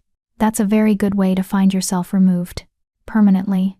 The Duke's jaw clenched, but he must have recognized the alpha dominance radiating from Davian. Must have realized he'd pushed as far as he could without actual consequences. We'll remember this, he said finally. When you come begging for our support, will remember that you chose a worthless Omega over us." He turned and stormed out, his entourage following. The massive doors slammed behind them with an echoing boom that seemed to punctuate everything that had just been said. I felt like I couldn't breathe. I should go after them, I heard myself say. I should apologize, explain that this isn't worth. Dorothy. Davian's hand found mine, squeezing firmly. "Look at me." I forced my eyes to his face. "You are worth it," he said clearly, loudly enough for everyone in the throne room to hear. "You're worth every political complication, every angry letter, every territory that threatens to withdraw their support. You saved my life. You showed me what it means to be seen as more than a crown, and I will not apologize for choosing you. To anyone. Ever." The declaration hung in the air, absolute, unshakable.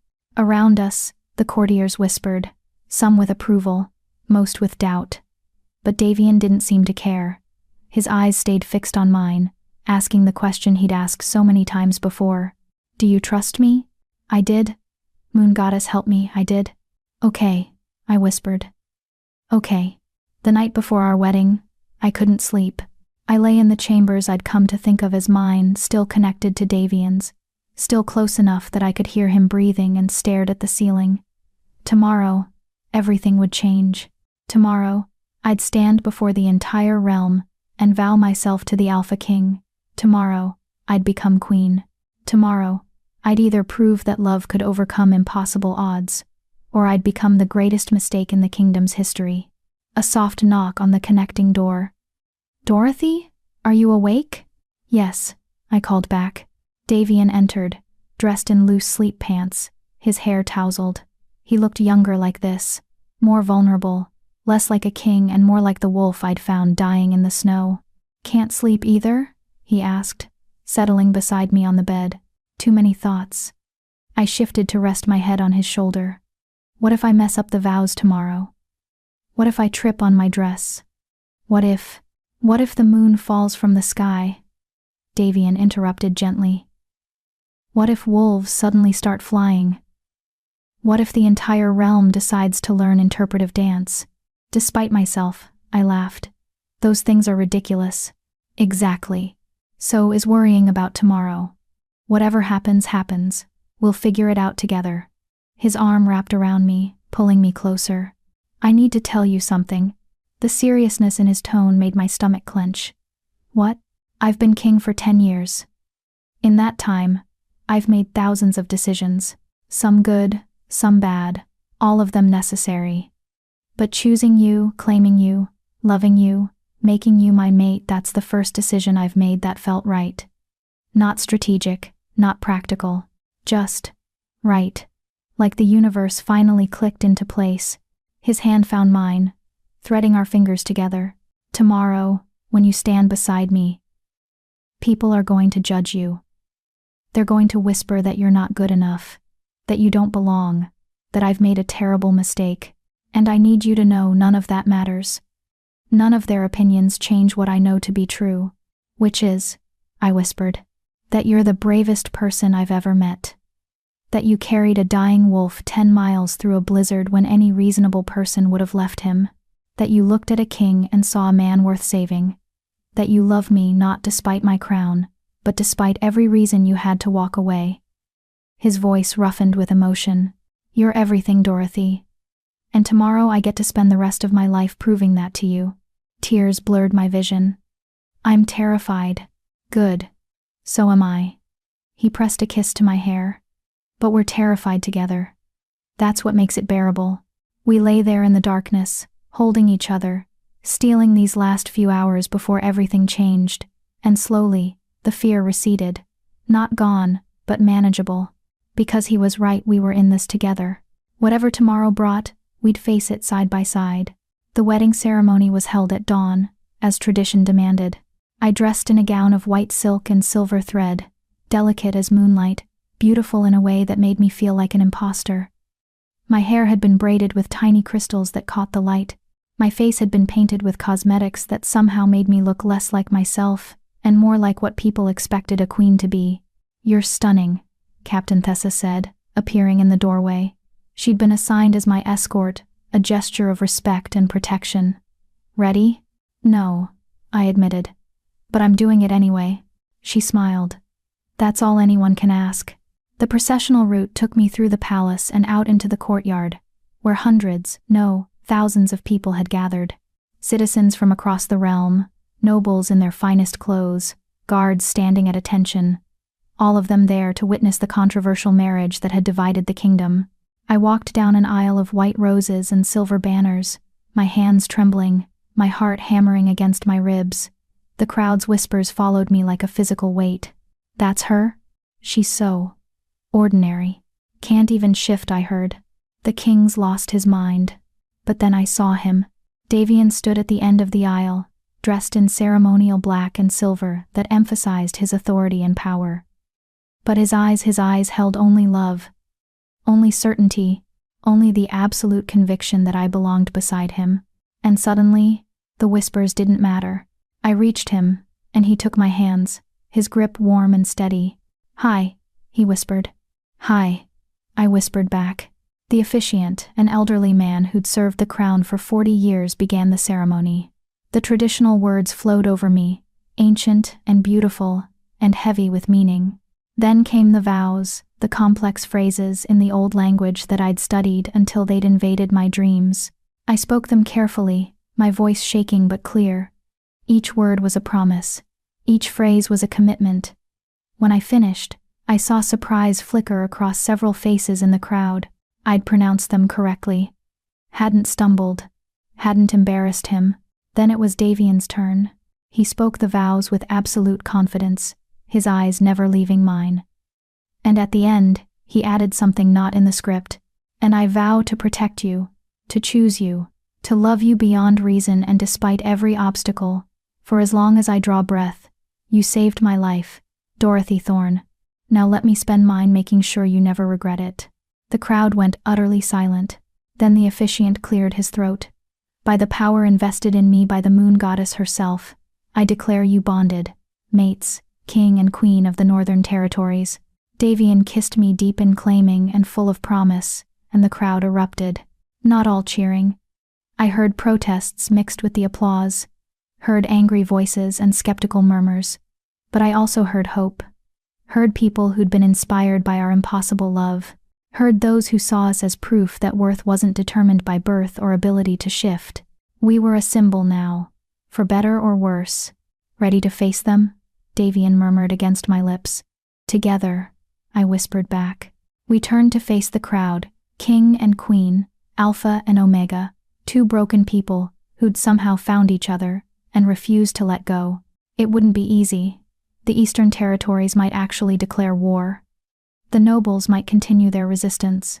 I'd face criticism and doubt, and constant reminders that I wasn't what a queen should be. But as Davian's hand tightened around mine, I realized something important. I'd spent my whole life trying to prove I was worth something, trying to earn the space I took up in the world, trying to justify my existence through usefulness, through service, through making myself as small and convenient as possible. But I'd saved the king not because I was useful. I'd saved him because he was a life worth saving, and he'd chosen me not because I was convenient. He'd chosen me because I saw him as more than a crown. We'd saved each other, not through grand gestures or perfect planning, just through stubbornness and love and refusal to give up. Maybe that was enough. Maybe we were enough. The crowd began to disperse, heading toward the palace for the feast. But Davian pulled me aside, into a small garden alcove away from prying eyes. "Are you okay?" he asked, his hands framing my face. "I'm terrified," I admitted, "but also happy. Is that strange?" "Not strange at all." He kissed my forehead, my cheeks, my lips. "You're my queen now. My mate. Mine. Yours," I agreed. "And you're mine. Always." We stood there for a moment, just breathing, just being. King and queen, two impossible people in an impossible situation, but also just Davian and Dorothy. The wolf who'd been dying in the snow, and the girl who'd refused to let him die. Everything else was just details. Epilogue. 8 months later, I found Davian in the gardens, standing beneath the oak tree we'd planted on our wedding day. 8 months. It felt like both a lifetime and no time at all. 8 months of learning to be queen, of navigating court politics, of proving to a skeptical realm that a wolfless Omega could stand beside their king. 8 months of late-night council meetings, diplomatic negotiations, and painfully slowly earning the respect of those who doubted me. The Eastern Territories hadn't declared war, though the alliance remained fractured. Duke Aldrich had eventually accepted a trade agreement in lieu of the marriage, though his letters still dripped with thinly veiled contempt. Other territories had been more accepting, intrigued by this new queen who approached problems differently, who saw solutions others missed because she'd spent her life looking at the world from the outside. It hadn't been easy, would probably never be easy, but we'd survived. "Hey," I said softly, settling beside him on the bench. Davian's arm immediately came around me, pulling me close. This was our ritual, now stolen moments in the garden, away from the demands of ruling, just being together. "Long day?" he asked.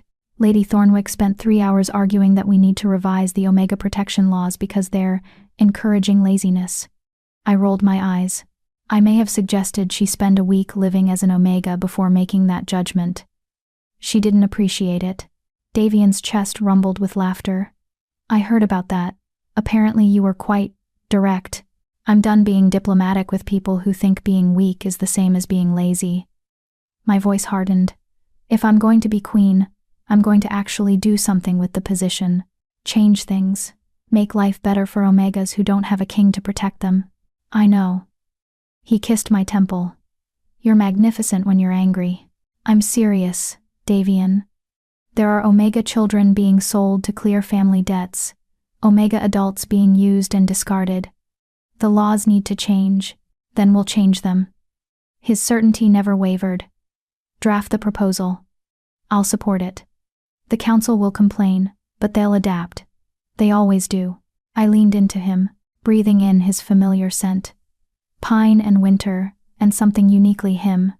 "Sometimes I still can't believe this is real, that I'm actually your queen, that we made this work. We're making it work," he corrected gently. Present tense. Every day, we're choosing each other. Choosing this. That's what makes it real. A soft breeze rustled the oak's leaves. Our tree, planted to symbolize our commitment. It had grown remarkably fast, already taller than me, its branches spreading wide. The gardeners called it unusual, called it blessed by the moon goddess herself. I just called it proof that impossible things could thrive if given the right conditions. "I have something for you," Davian said suddenly, pulling back to look at me. There was something in his expression, nervous, excited. I couldn't quite read it. "What?" He produced a small wooden box from his pocket, carved with intricate wolf designs. "Open it." Inside, nestled on black velvet, was a silver pendant. A wolf mid-howl, beautifully rendered, suspended from a delicate chain. But what caught my attention wasn't the craftsmanship, it was the inscription on the back. "You saved me first." My throat tightened. "Davian, the day you carried me through that blizzard, I was dying in more ways than one," he said quietly. "Physically, yes. But also, spiritually, emotionally. I'd been king for so long I'd forgotten how to be just me, how to let someone see past the crown to the person underneath. And then you found me. You saved me, not because I was king, but because I was a life worth saving." His hands were gentle as he fastened the pendant around my neck. "You saved me first," he repeated. "And I wanted you to have a reminder of that. Because I see how you doubt yourself sometimes. How you wonder if you're good enough, if you deserve this. And I need you to remember you've always been good enough. From the moment you chose to drag a dying wolf through a blizzard, you were extraordinary." Tears spilled down my cheeks. "I'm not. You are." His thumbs brushed away my tears. "You're the woman who changed laws to protect Omegas, who sits in council meetings and argues for those who have no voice, who reads to the palace children every week, regardless of their status, who makes me laugh when I'm drowning in responsibility, who holds me when the nightmares come. You're everything, Dorothy, and I need you to believe that." "I'm trying," I whispered. "I know." He pulled me into his arms, holding me like I was precious. And I'll keep reminding you. Every day. For the rest of our lives. We sat there as the sun climbed higher, warming the garden. Around us, life continued, servants moving through the palace, guards changing shifts, the distant sounds of the city waking, the realm we ruled together, imperfect and complicated and ours. Tell me something, I said after a while. Do you ever regret it? Choosing me over an easier path? Davian was quiet for a long moment. Then he shifted, pulling me around to face him fully. Every path is hard, he said. Ruling is hard. Relationships are hard. Life is hard. But when it's hard with the right person, when you're facing obstacles with someone who sees you, who chooses you, who refuses to let you face it alone, it becomes bearable. More than bearable. It becomes worth it. His hand came up to cup my face. I don't regret choosing you. I regret that it took nearly dying for me to find you. I regret the years I spent alone, thinking that's what being king meant. I regret every moment before I looked up in that barn and saw you covered in my blood, determined to save me despite every reason to walk away. His voice roughed with emotion. But choosing you, loving you, making you my queen, those are the only decisions I've made that I've never once questioned. Even when Duke Aldrich sends those awful letters, especially then.